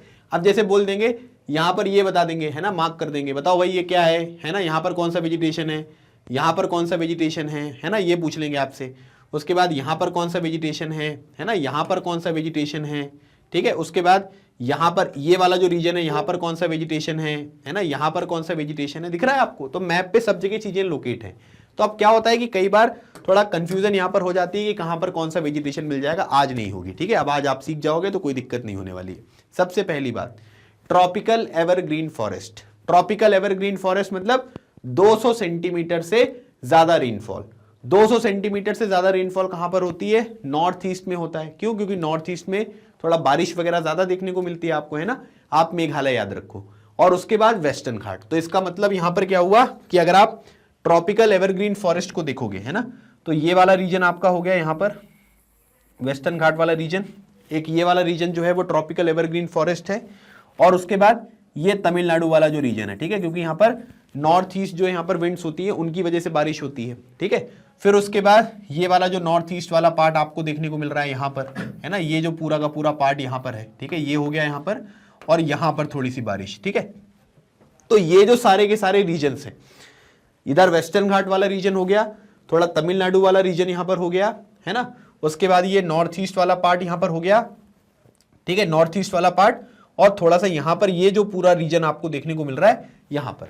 तो इस पूरे की पूरी जगह पर क्या होते हैं, ट्रॉपिकल एवरग्रीन फॉरेस्ट होंगे। मतलब जो यहां पर 200 सेंटीमीटर से ज्यादा रेनफॉल होगी, ठीक है। एक तो ये ध्यान रखो। बाकी मैं एक चीज आपको और बता रहा हूं, जैसे एक होता है माउंटेन फॉरेस्ट, ठीक है। माउंटेन फॉरेस्ट मतलब, माउंटेन फॉरेस्ट का मतलब हुआ जहां पर माउंटेन है भाई साहब, है ना। तो ये हो गया आपका माउंटेन, ठीक है। देखो यहां पर माउंटेन है, बोलो भाई है ना माउंटेन। तो यहां पर ये माउंटेन हो गया, यहां पर माउंटेन है। नेपाल से हमें कोई लेना देना नहीं है। ये सिक्किम है, सिक्किम में माउंटेन है। यहां पर जो है क्या है, अरुणाचल प्रदेश में माउंटेन है। तो माउंटेन फॉरेस्ट अगर आप देखोगे तो यहां पर क्या है, ये जो पूरा का पूरा रीजन है, मतलब इसके ऊपर वाला जो रीजन है, यहां पर आपको माउंटेन फॉरेस्ट देखने को मिल रहा है। ठीक है, तो माउंटेन फॉरेस्ट कहां पर आ गया, माउंटेन फॉरेस्ट इस रीजन में देखने को मिल गया। तो अब आपको एक चीज यहां पर ये समझ में आ गई, केवल आइडेंटिफिकेशन करने को आएगा, है ना, और कुछ नहीं है इसमें। हमने क्या किया, हमने जो है माउंटेन वाला पार्ट जो है वो ऐसे डिवाइड कर दिया, देखना ध्यान से, है ना, ये हमने इस तरीके से डिवाइड कर दिया। अब हमने ये वाला जो रीजन है, ठीक है, ये रीजन, ठीक है, ये जो रीजन आपको यहां पर देखने को मिल रहा है, इसकी बात कर रहा हूं मैं, ठीक है, ये पूरा का पूरा रीजन यहां पर हो गया, और ये है ना, तो ये वाला जो रीजन यहां पर आपको डॉट डॉट पे देखने को मिल रहा है, ये कौन सा रीजन है, ये ट्रॉपिकल एवरग्रीन फॉरेस्ट के ऊपर, है ना, मतलब ट्रॉपिकल एवरग्रीन फॉरेस्ट के ऊपर जो है इसको हम बोलते हैं माउंटेन फॉरेस्ट। ठीक है, तो ये जो पूरा रीजन आपको देखने को मिल रहा है जहां पर माउंटेन है ना, तो ये हो गया आपका माउंटेन फॉरेस्ट। ठीक है, उसके बाद ये वाला रीजन अगर आप देखोगे, है ना, ये वेस्टर्न घाट वाला पार्ट हो गया यहां पर। ठीक है, ये तमिलनाडु वाला पार्ट आपको देखने को मिल रहा है, यहां पर ये वाला पूरा रीजन आपको जो देखने को मिल रहा है थोड़ा सा वेस्ट बंगाल वगैरह वाला, और ये थोड़ा नॉर्थ ईस्ट वाला, और ये वाला जो रीजन है, ठीक है, ये पूरा का पूरा रीजन, ये कौन सा रीजन है, ये है ट्रॉपिकल एवरग्रीन फॉरेस्ट। ठीक है, तो ट्रॉपिकल एवरग्रीन फॉरेस्ट यहां पर आपको देखने को मिलेगा। तो मुझे लगता है कि आपको ना माउंटेन फॉरेस्ट में और ट्रॉपिकल एवरग्रीन फॉरेस्ट में कोई दिक्कत नहीं होगी। अगर आपसे बोल देंगे कि यहां पर कौन सा माउंटेन है या कौन से फॉरेस्ट मिलेंगे, तो आप क्या लगाओगे, ट्रॉपिकल एवरग्रीन फॉरेस्ट जो है वो यहां पर मार्क करोगे। ठीक है, अब अगली बात देखिए, अगला जो है यहां पर वो है आपका ट्रॉपिकल थॉर्न फॉरेस्ट। ठीक है, थॉर्न कहां पर मिलेंगे, है ना, मतलब आप ये कह सकते हैं कि थोड़ा जहां पर बारिश वगैरह कम होती है। ठीक है, तो बारिश वगैरह कम कहां पर होगी, ये वाला जो रीजन है, ठीक है, ये जो रीजन आपको देखने को मिल रहा है ना, गुजरात और राजस्थान वगैरह वाला जो ये पूरा का पूरा पार्ट है, यहां पर हो जाएगा। लेकिन आपको ये भी ध्यान रखना है कि जो वेस्टर्न घाट है ना, वेस्टर्न घाट का जो यहां पर ये ईस्टर्न पार्ट है ना, लीवर्ड साइड, याद है आपको लीवर्ड साइड, है ना, क्यों, क्योंकि वहां पर जो मॉइस्चर वाली विंड है वो नहीं पहुंच पा रही है। तो इन रीजन्स में यहां पर क्या होगा, इन रीजन्स में आपको जो है वो थॉर्न फॉरेस्ट जो है वो देखने को मिलेंगे, है ना, मतलब यहां पर रेनफॉल जो है वो कम होगी। जैसे आंध्र प्रदेश वगैरह वाला रीजन, ये वाला जो पार्ट होता है, ये क्या होता है, ये थॉर्न फॉरेस्ट वाला हो गया। ठीक है, उसके बाद मैंग्रोव फॉरेस्ट के बारे में बात हो रही है। ठीक है, मैंग्रोव फॉरेस्ट देखो, मैंग्रोव फॉरेस्ट कहां पर होगा, जहां डेल्टा होगा, है ना, तो देखो यहां पर डेल्टा है, यहां पर डेल्टा है, यहां पर डेल्टा है, तो ये कौन सा हो गया, ये हो गया आपका मैंग्रोव फॉरेस्ट। ठीक है, मैंग्रोव फॉरेस्ट इधर आपको देखने को मिल गया। फिर उसके बाद अगला जो है वो यहां पर क्या है, वो है आपका डिसिडुअस फॉरेस्ट। ठीक है, तो बाकी जो बचा हुआ रीजन है ना, इसको हटा दो भाई, इसको एलिमिनेट कर दो, है ना, ये वाला जो रीजन है इसको एलिमिनेट कर दो। ठीक है, ऊपर वाला जो रीजन है इसको एलिमिनेट कर दो, ये एलिमिनेट कर दो थोड़ा सा, तो ये वाला जो पूरा का पूरा पार्ट आपको दिख रहा है, मतलब बाकी पूरे देश में जो माउंटेन आपको फॉरेस्ट आपको देखने को मिलेंगे वो कौन से हैं, वो हैं आपके डिसिडुअस फॉरेस्ट। ठीक है, अब इस चीज को हम एक बार अच्छे से समझते हैं। ठीक है, देखो एक बार मैं एक बार आपको ब्लैंक मैप जो है वो दिखा रहा हूं। ठीक है, अगर मान लीजिए लोकेट करने को आ गया, है ना, आपसे बोलेंगे कि यहां पर क्या है भाई, यहां से क्या है भाई, यहां पर आपको देखने को मिलेगा, यहां पर कौन सा फॉरेस्ट है, यहां पर आपको माउंटेन फॉरेस्ट जो है वो आपको देखने को मिलेगा। ठीक है, तो ये हो गया आपका माउंटेन। आपसे बोला यहां पर कौन सा फॉरेस्ट है, बताओ, यहां पर भी कौन सा होगा, यहां पर आपका माउंटेन फॉरेस्ट जो है वो देखने को मिलेगा। ठीक है, आपसे बोलेंगे इधर कौन सा फॉरेस्ट है, तो इधर क्या मिलता है हमको, इधर हमको मिलता है ट्रॉपिकल एवरग्रीन। ठीक है, ये हो गया आपका ट्रॉपिकल एवरग्रीन। ठीक है, तो ये हो गया आपका ट्रॉपिकल एवरग्रीन। आपसे बोलेंगे इधर कौन सा है ना, इधर बताओ।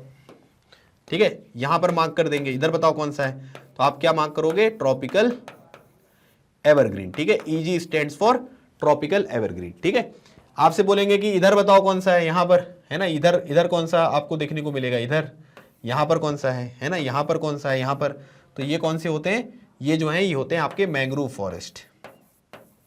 ठीक है, ये हो गया आपका मैंग्रोव, है ना, इधर ही आपको ये भी मैंग्रोव देखने को मिलेंगे। ठीक है, फिर उसके बाद इधर पूछेंगे कि इधर कौन सा है ना, इधर आपको थॉर्नी फॉरेस्ट देखने को मिलेंगे, है ना, थॉर्न फॉरेस्ट, ये थॉर्न वाला हो गया। ठीक है, उसके बाद यहां पर और कौन सा बचा भाई हमारे पास, ठीक है, जस्ट लेट मी चेक। ठीक है, बाकी फिर यहां पर क्या है कि यहां पर अगर आप देखोगे बीच में इधर, है ना, तो यहां पर भी आपको कौन से मिलेंगे, यहां पर भी आपको थॉर्न फॉरेस्ट देखने को मिलेंगे। इधर वाला रीजन है ना, ये वाला जो रीजन है, यहां पर आपको मॉनसून फॉरेस्ट देखने को मिलेंगे, है ना। तो बेसिक मतलब यहां पर क्या है कि ये दिमाग में फिट कर लो अपने, है ना, ये फिट कर लो कि यहां पर थॉर्न फॉरेस्ट है, बीच में थॉर्न फॉरेस्ट है, ऊपर जो है ये माउंटेन फॉरेस्ट है। ठीक है, उसके बाद ये जो जहां जहां पे डेल्टा आपको दिख रहे हैं ये सब मैंग्रोव फॉरेस्ट है। फिर इसके नीचे ये वाला पार्ट, ये वाला पार्ट, थोड़ा सा ये वाला पार्ट, ये तमिलनाडु वाला पार्ट, यहाँ पर क्या है, ये ट्रॉपिकल एवरग्रीन फॉरेस्ट है, और बाकी जो बचा हुआ पूरा का पूरा रीजन आपको देखने को मिल रहा है, ये कौन सा है, ये मॉनसून फॉरेस्ट है ना, ट्रॉपिकल डेसिडुअस फॉरेस्ट आपको देखने को मिलेंगे। तो ऐसे जो है ना, ये आपको केवल आइडेंटिफाई करने को आएगा, है ना, कि आइडेंटिफाई करो कि यहां पर कौन सा माउंटेन जो है लोकेटेड है, माउंटेन फॉरेस्ट है या ट्रॉपिकल फॉरेस्ट है, किस तरीके का फॉरेस्ट है, वो केवल आपको आइडेंटिफाई करने को आएगा। तो इस मैप को जो है वो दिमाग में फिट कर लो अपने, ये फिट हो जाएगा दिमाग में, ये चीजें आपको यहां पर लिखी हुई हैं, आसानी से आप इस क्वेश्चन को जो है वो यहां पर सॉल्व कर लोगे। ठीक है, तो पहला चीज यहां पर क्या था कि आपको वेजिटेशन टाइप जो है वो केवल आइडेंटिफाई यहां पर करनी थी। अब अगली बात करेंगे नेशनल पार्क। अच्छा, एक बात मैं आपको बता देना चाहता हूं, देखो क्या होता है कि एक चीज होती है जिसको बोलते हैं वाइल्ड लाइफ सेंचुरी, है ना। हो सकता है कि पहले वो वाइल्ड लाइफ सेंचुरी रही हो, अब बाद में क्या है कि उसको नेशनल पार्क जो है वो डिक्लेयर कर दिया गया, है ना। वाइल्ड लाइफ सेंचुरी को नेशनल पार्क जो है वो डिक्लेयर किया जा सकता है ना, कि भाई हमको थोड़ा और प्रोटेक्शन यहां पर करनी है। वाइल्ड लाइफ सेंचुरी जो होती है उसमें प्रोटेक्शन थोड़ी कम होती है, नेशनल पार्क में प्रोटेक्शन सबसे ज्यादा होती है। लेकिन एक बात ये ध्यान रखिएगा, ये एडिशनल इंफॉर्मेशन है कि किसी नेशनल पार्क को वाइल्ड लाइफ सेंचुरी में जो है वो नहीं कन्वर्ट कर सकते। प्रमोशन हो सकता है, डिमोशन नहीं होगा, है ना। मतलब wild life sanctuary national park बन सकती है, लेकिन नेशनल पार्क जो है वो वाइल्ड लाइफ सेंचुरी नहीं बन सकती। ठीक है, इस पॉइंट को आपको ध्यान रखना है। अब यहां पर क्या है कि अगर आप देखोगे तो आपको ना नेशनल पार्क जो है वो यहां पर लोकेट करने हैं। जैसे कॉर्बेट, अब हमको ये पता होना चाहिए कि कौन से कहां पर है ना। कॉर्बेट कहां पर है, कॉर्बेट है उत्तराखंड में। काजीरंगा कहां पर है, काजीरंगा आपको मिलेगा आसाम में, है ना। रणथंबोर कहां पर है, रणथंबोर मिलेगा आपको राजस्थान में। शिवपुरी, शिवपुरी का माधव नेशनल पार्क भी बोलते हैं, ये आपको मिलेगा मध्य प्रदेश में। कान्हा आपको मिलेगा मध्य प्रदेश में। मानस आपको मिलेगा यहां पर आसाम में, है ना। और आप मुझे ये बताओ कि सिमिलीपल जो है वो कहां पर है। ठीक है, कर्नाटका में है या उड़ीसा में, इसका आंसर आप मुझे कमेंट सेक्शन में दो। बाकी अभी मैं फोटो में तो आपको दिखाई दूंगा, तो आपको समझ में आ जाएगा। थोड़ा सा मैं भी जानना चाहता हूं कि आप लोग अपने एग्जामिनेशन की प्रिपरेशन कर रहे हो तो आपको पता है या नहीं पता है। ठीक है, तो अब हम यहां पर क्या करते हैं, वैसे देखो यहां पर है ये सिमिलीपल। ठीक है, सिमिलीपल अगर आप देखोगे, ठीक है, जैसे ये अलग अलग तरीके की चीजें, ठीक है, जैसे आप ये देखोगे तो ये सिमिलीपल जो है ये उड़ीसा में यहां पर है। ठीक है, तो यहां पर आप देखोगे तो ये चीज जो है ये आपको उड़ीसा में देखने को मिलेगी। ठीक है, अब इसको लोकेट करना है आपको, है ना। तो अब यहां पर देख लो कि कौन कौन सी चीजें हैं जो हमको लोकेट करनी है ना। कॉर्बेट, काजीरंगा, रणथंबोर, है ना। तो सबसे पहले मैं यहां पर क्या करता हूं कि आपको यहां पर चीजें दिखाता हूं। ठीक है, इसको देखो आप। ठीक है, आपसे क्या बोला गया है, आपसे बोला गया है कॉर्बेट, है ना। तो ये रहा कॉर्बेट, ठीक है, ये रहा कॉर्बेट, ये रहा आपका काजीरंगा आसाम में, है ना, ये रहा काजीरंगा। ठीक है, उसके बाद यहां पर क्या है, उसके बाद बोला गया है आपको, क्या बोला गया है, कॉर्बेट हो गया, काजीरंगा, और उसके बाद यहां पर देखो ये हो गया आपका रणथंबोर। ठीक है, तो ये तीन चीजें मैंने आपको बता दी, है ना। कॉर्बेट बता दिया, काजीरंगा बता दिया, रणथंबोर, शिवपुरी। ठीक है, तो शिवपुरी जो है वो यहां पर आपको देखने को मिलेगा, है ना। शिवपुरी जो है वो यहां पर है। उसके बाद कान्हा यहां पर देखने को मिलेगा, है ना। शिवपुरी हो गया, कान्हा हो गया, फिर उसके बाद ये सिमिलीपल यहां पर आपको देखने को मिलेगा, क्योंकि सिमिलीपल भी जो है वो आपसे यहां पर पूछा गया है। और उसके बाद अगला जो है वो यहां पर क्या है, मानस। ठीक है, तो मानस जो है वो कहां पर है, ये रहा आपका मानस। ये काजीरंगा यहां पर हो गया और ये आपका मानस हो गया। ठीक है, तो कितनी चीजें दी थी, 7 चीजें बोली गई थी ना लोकेट करने को, 1 2 3 5 और 7, ये 7 चीजें हो गई। अब हमें क्या करना है कि इन्हीं चीजों को लोकेट करना है। अब बस आपको ना ये पता होना चाहिए कि कौन से स्टेट में है ना। कॉर्बेट कहां पर है, यूके में है ना, उत्तराखंड में, यूनाइटेड किंगडम नहीं है। रणथंबोर राजस्थान में, शिवपुरी मध्य प्रदेश में, कान्हा मध्य प्रदेश में, सिमिलीपल उड़ीसा में, मानस और काजीरंगा जो है वो कहां पर है, वो आपको आसाम में देखने को मिलेंगे। ठीक है, अब क्या करते हैं कि इनको लोकेट कर लेते हैं। ठीक है, इनको जो है वो हम यहां पर क्या करेंगे, अलग अलग तरीके से जो है वो लोकेट कर लो आप। ठीक है, अब जैसे मान लीजिए कि पहला हमको क्या लोकेट करना है, पहला हमें लोकेट करना है कॉर्बेट, है ना। तो ये ये लद्दाख, ये जम्मू कश्मीर, और उसके बाद हिमाचल प्रदेश, तो ये हो गया आपका उत्तराखंड। तो उत्तराखंड में हमने क्या कर दिया, उत्तराखंड में जो है ये मैंने यहां पर कॉर्बेट को लोकेट कर दिया। ठीक है, ये हो गया आपका कॉर्बेट। ठीक है, बात समझ में आ गई। उसके बाद अब देखो अगला जो है वो है काजीरंगा और मानस। ठीक है, तो ये हो गया आपका अरुणाचल प्रदेश, है ना। देखो ये वाला जो है ना, ये वाला, ये अरुणाचल प्रदेश है, ये नागालैंड है, मणिपुर है, मिजोरम है, और ये बड़ा वाला आसाम है। तो अब अगर आप देखोगे तो यहां पर एक लोकेट करना है आपको और एक यहां पर लोकेट करना है। क्यों लोकेट करना है यहां पर, भाई देखो ये वाला जो रीजन है ना, ये है आपका, ठीक है, क्या है ये है आसाम, है ना। मतलब सबसे कोने में जो आपको दिख रहा है ना, ये वाला, ये अरुणाचल प्रदेश है ना, ये अरुणाचल प्रदेश है। फिर ये आपको नागालैंड देखने को मिलेगा, ये आपको मणिपुर देखने को मिलेगा, ये आपका मिजोरम देखने को मिलेगा, आसाम, त्रिपुरा, इस तरीके से जो है ये सारी चीजें यहाँ पर आपको देखने को मिलती हैं। ठीक है, तो ये आपको पता होना चाहिए कि कौन सी लोकेशन जो है वो कहाँ पर है। तो अब हमको एक चीज ये समझ में आ गया कि ये आसाम है ना। अब आसाम में देखे तो राइट साइड में काजीरंगा है, लेफ्ट साइड में मानस है, बस खत्म गेम। ठीक है, यहां पर आप क्या करेंगे, यहां पर आप मार्क करोगे, ये हो गया आपका काजीरंगा। ठीक है, ये हो गया आपका काजीरंगा यहां पर, और ये जो लोकेशन है ये किसकी हो गई, ये हो गई आपकी मानस। ठीक है, ये मानस हो गया, ये कॉर्बेट हो गया, और ये जो है ये आपको काजीरंगा देखने को मिल गया। ठीक है, आसाम में ही मार्किंग जो है वो इसकी करनी है। ठीक है, उसके बाद बोला जा रहा है मध्य प्रदेश में दो बताए गए हैं आपको, एक शिवपुरी बताया गया है और एक आपको कान्हा बताया गया है। चलिए, ये रहा शिवपुरी यहां पर, और ये रहा आपका नीचे की तरफ कान्हा। ठीक है, मतलब ऊपर वाले पार्ट में है ना, शिवपुरी जो है ये आपको ऊपर वाले पार्ट में, यहां पर एक कर दो आप, और यहां पर एक कर दो कान्हा। ठीक है, ये कान्हा हो गया। तो यहां पर वाला जो ये वाला लोकेशन आपको देखने को मिलेगा है ना, इसको अगर हम देखेंगे तो ये क्या है, ये आपका हो गया शिवपुरी है ना। शिवपुरी जो है वो नॉर्दर्न पार्ट में है, तो ये हो गया शिवपुरी। और इसको अगर आप देखोगे तो ये क्या हो गया, ये हो गया आपका कान्हा है ना। आपको बस ये पता होना चाहिए कि कौन से स्टेट में लोकेटेड है ना। तो शिवपुरी और कान्हा जो है ये कहां पर है, ये मध्य प्रदेश में है। ठीक है, फिर उसके बाद शिवपुरी लोकेट कर दिया हमने, कान्हा लोकेट कर दिया। कौन कौन से हो गए, कॉर्बेट हो गया, काजीरंगा हो गया, फिर उसके बाद शिवपुरी हो गया, कान्हा हो गया है ना, मानस हो गया। अब बचा रणथंबोर और सिमलीपल। ठीक है, तो अगर आप देखोगे तो रणथंबोर कहां है, राजस्थान में नीचे की तरफ है ना। तो यहां पर करो आप, ये है राजस्थान, यहां पर आपने यहां पर इस तरीके से मार्क किया। ठीक है, और इसको आपने क्या नाम दे दिया, इसको नाम दे दिया आपने रणथंबोर। ठीक है, ये हो गया आपका रणथंबोर। ठीक है, ये रणथंबोर हो गया। उसके बाद अगर आप देखोगे मध्य प्रदेश, महाराष्ट्र, ठीक है, गोवा, कर्नाटका, केरला, तमिलनाडु, आंध्र प्रदेश, तेलंगाना है ना, ये हो गया आपका उड़ीसा। तो उड़ीसा यहां पर आ रहा है ना, ये उड़ीसा है आपका। तो उड़ीसा में आपको क्या करना है, सिमलीपल मार्क करना है ना। तो सिमलीपल आपने यहां पर इस तरीके से किया, और यहां पर आपने जो है इसको क्या मार्क कर दिया, ये हो गया आपका सिमलीपल। ठीक है, तो सिमलीपल ये मार्क हो गए। तो अलग अलग जितने भी यहां पर थे, ठीक है, वो सारे मैंने आपको मार्क करवा दिए है ना, कौन सी चीज कहां पर लोकेटेड है ना। आपको नेशनल पार्क वगैरह जो है इस तरीके से पूछा जा सकता है। तो ये 7 नेशनल पार्क हैं है ना। कॉर्बेट यूके में है, उत्तराखंड में, मानस और काजीरंगा आसाम में है, शिवपुरी मध्य प्रदेश में, कान्हा, शिवपुरी को ही माधव नेशनल पार्क भी बोलते हैं, फिर कान्हा मध्य प्रदेश में, रणथंबोर राजस्थान में, और सिमलीपल जो है आपको उड़ीसा में यहां पर देखने को मिल रहा है। तो इसके अकॉर्डिंग आपने क्या कर दिए कि अपने जो नेशनल पार्क हैं उनको यहां पर मार्क कर दिया। ठीक है, समझ में आ गया सबको। ये मैप जो है वो दिमाग में बिठा लो, और ये मैप जो है इसको दिल में उतार लो है ना, क्योंकि ये अगर आपको याद रहेगा तो पेपर में क्वेश्चन जो है वो आसानी से आप यहां पर सॉल्व कर पाएंगे। ठीक है, समझ में आ गया सबको भाई। चलिए आगे बढ़ते हैं, अगली चीज देखते हैं, अगली चीज हमको यहां पर क्या मार्क करनी है। अब यहां पर ना 2 चीजें हैं, बर्ड सेंचुरीज है ना। बर्ड सेंचुरीज एक आपको भरतपुर दिया हुआ है, और एक आपको दिया हुआ है रंगनथित्तू। ठीक है, तो यहां पर 2 चीजें हैं, एक तो आपका भरतपुर है, और एक आपका जो है वो रंगनथित्तू जो है ये आपको यहां पर मार्क करना है। बर्ड सेंचुरी मतलब जो बर्ड्स के लिए यहां पर फेमस होती है। ठीक है, तो उनके बारे में जो है वो हम यहां पर बात करेंगे। अच्छा, अब क्या होता है कि कई बार जो है ना चीजों के अलग अलग नाम होते हैं है ना, तो उससे कोई दिक्कत नहीं है। ठीक है, अब कई बार क्या होता है कि चीजों के जो है वो अलग अलग नाम होते हैं। जैसे अगर हम यहां पर देखेंगे तो यहां पर देखो ये रणथंबोर है, रणथंबोर के ऊपर जो है ना ये आपको केवलादेव घाना, ठीक है, केवलादेव घाना जो बर्ड सेंचुरी है वो आपको देखने को मिल रही है। ठीक है, तो केवलादेव घाना जो बर्ड सेंचुरी है ना, इसी का नाम क्या है, इसी का नाम है भरतपुर है ना। पहले इसको भरतपुर कहते थे, अब यहाँ पर केवलादेव घाना जो बर्ड सेंचुरी है वो यहाँ पर कहा जाता है। ठीक है, ये हो गया।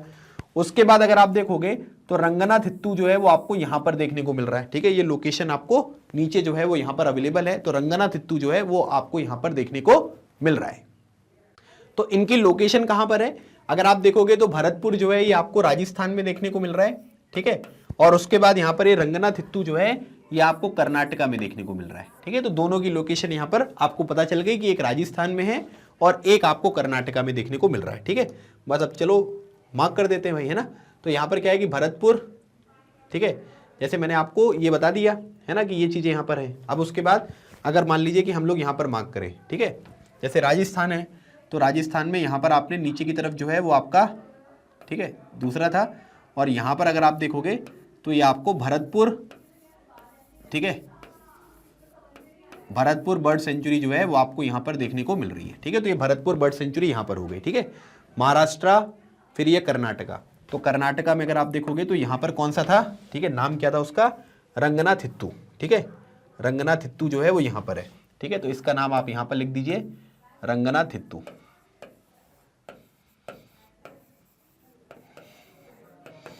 ठीक है, लोकेशन पता होनी चाहिए कि स्टेट कहां पर है और थोड़ा बहुत उसके आसपास ही जो है वो हमको यहां पर इसको लोकेट करना है। ठीक है, तो ये 2 बर्ड सेंचुरी हैं और याद रखिएगा केवलादेव घाना जो बर्ड सेंचुरी है उसका नाम ही भरतपुर था पहले, है ना, तो भरतपुर और केवलादेव घाना जो है वो दोनों सेम है ना, उसमें कोई डिफरेंस नहीं है।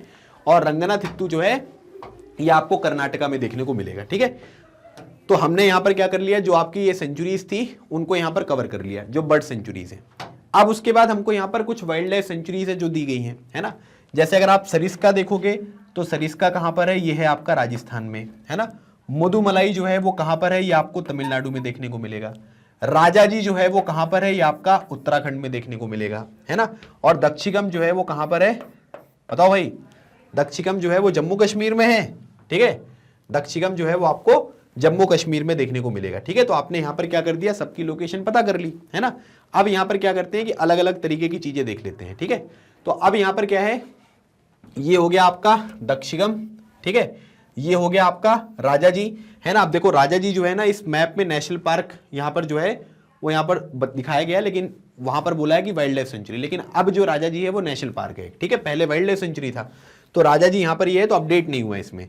राजा जी हो गया, दक्षिगम हो गया, उसके बाद ये सरिस्का यहां पर आपको देखने को मिल रहा है। ठीक है, वाइल्ड लाइफ सेंचुरी, और उसके बाद एक और क्या था, एक जो था आपका वो था आपका मुदुमलाई, है ना, तो मुदुमलाई ये हो गया। ठीक है, तो इस तरीके से ये 4 चीजें जो है वो आपको यहां पर क्या करनी है, मार्क करनी है। ठीक है, चलिए, तो अब यहां पर क्या करते हैं कि जम्मू कश्मीर है ना, तो जम्मू, ये ऊपर वाला लद्दाख है, ये वाला जम्मू कश्मीर है ना, तो यहां पर क्या हो गया आपका, ये हो गया आपका दक्षिगम। ठीक है, ये हो गया आपका दक्षिगम। ठीक है, उसके बाद यहां पर अगर आप देखोगे ऊपर, ठीक है, तो यहां पर आपको क्या मिलेगा, यहां पर मिलेगा आपको सरिस्का। ठीक है, राजस्थान में ये हो गया आपका सरिस्का। ठीक है, उसके बाद यहां पर तीसरी चीज क्या बोली गई, उत्तराखंड, है ना। उत्तराखंड में अगर आप देखोगे तो ये उत्तराखंड है, यहां पर आपको राजा जी वाइल्ड लाइफ सेंचुरी देखने को मिल रही है, जो अभी के टाइम पीरियड पर एक नेशनल पार्क यहां पर बन गया। मैंने आपको बताया था ना कॉन्सेप्ट, वाइल्ड लाइफ सेंचुरी को नेशनल पार्क अपग्रेड किया जा सकता है ना, क्योंकि वहां पर हाईएस्ट फॉर्म ऑफ प्रोटेक्शन की आवश्यकता है, लेकिन नेशनल पार्क को वाइल्ड लाइफ सेंचुरी कभी नहीं बना सकते।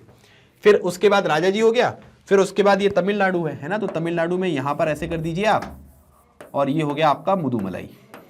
ठीक है, ये हो गया आपका मुदुमलाई, तो मुदुमलाई यहां पर आ जाएगा। तो ये क्या कर दिया आपने, जितनी भी अलग अलग तरीके की वाइल्ड लाइफ सेंचुरीज थी उनका लोकेशन यहां पर आपने बता दिया, है ना, कि कैसी चीजों को यहां पर लोकेट करना है। ठीक है, समझ में आया बात।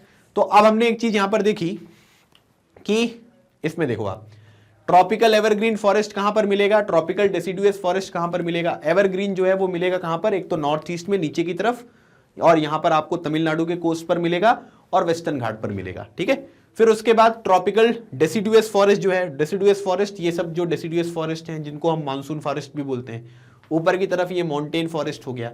साइड में ये जो चीजें आपको देखने को मिल रही है ये क्या है, ये मैंग्रोव फॉरेस्ट है ना, ये आपका थॉर्नी फॉरेस्ट है। थॉर्नी फॉरेस्ट यहां पर भी आएगा, है ना, ये एग्जामिनेशन में जो है वो पूछा जा सकता है। ठीक है, इनका नाम है बाबा डेंजर। बाबा डेंजर मतलब इंपॉर्टेंट चीज, तो ये आपको ध्यान रखना है। उसके बाद यहां पर क्या बोला गया है, कॉर्बेट जो है वो उत्तराखंड में, काजीरंगा जो है वो कहां पर है, आसाम में, रणथंबोर राजस्थान में, शिवपुरी मध्य प्रदेश में, कान्हा मध्य प्रदेश में, सिमलीपल उड़ीसा में, मानस जो है वो कहां पर है, वो है आपका आसाम में। बर्ड सेंचुरी ये हो गया आपका केवलादेव घाना या भरतपुर राजस्थान। रंगनाथित्तू जो है ये आपको कर्नाटका में देखने को मिलेगा, तो कर्नाटका में मार्क कर दिया। सरिस्का जो है ये कहां पर है, सरिस्का अगर आप देखोगे तो यहां पर फोटो में देखो आप। ठीक है, सरिस्का जो है वो राजस्थान, तो देखो ये हो गया आपका सरिस्का, ये हो गया केवलादेव घाना, ये हो गया आपका रणथंबोर, ये राजा जी हो गया, ये कॉर्बेट हो गया, ये दक्षिगम यहां पर हो गया। ठीक है, ये आपका शिवपुरी हो गया, ये आपका कान्हा हो गया। ठीक है, उसके बाद ये रंगनाथित्तू बर्ड सेंचुरी, ये आपका मुदुमलाई। ठीक है, और उसके बाद ठीक है सिमलीपल जो है ये आपको ये उड़ीसा में देखने को मिल रहा है, यहां पर ये काजीरंगा हो गया, ये मानस हो गया। ठीक है, तो मतलब जितनी भी अलग अलग तरीके की चीजें थी सब मैंने आपको यहां पर लोकेट करवा दी, मतलब सब कुछ यहां पर कवर हो गया। मुदुमलाई, राजा जी, दक्षिगम, है ना, रंगनाथित्तू, भरतपुर, तो ये हो गए आपके पूरा का पूरा मैप। ठीक है, और ये मैंने आपको 50 क्वेश्चंस के साथ जो है ये मैप भी आपको यहां पर कंप्लीट करा दिया।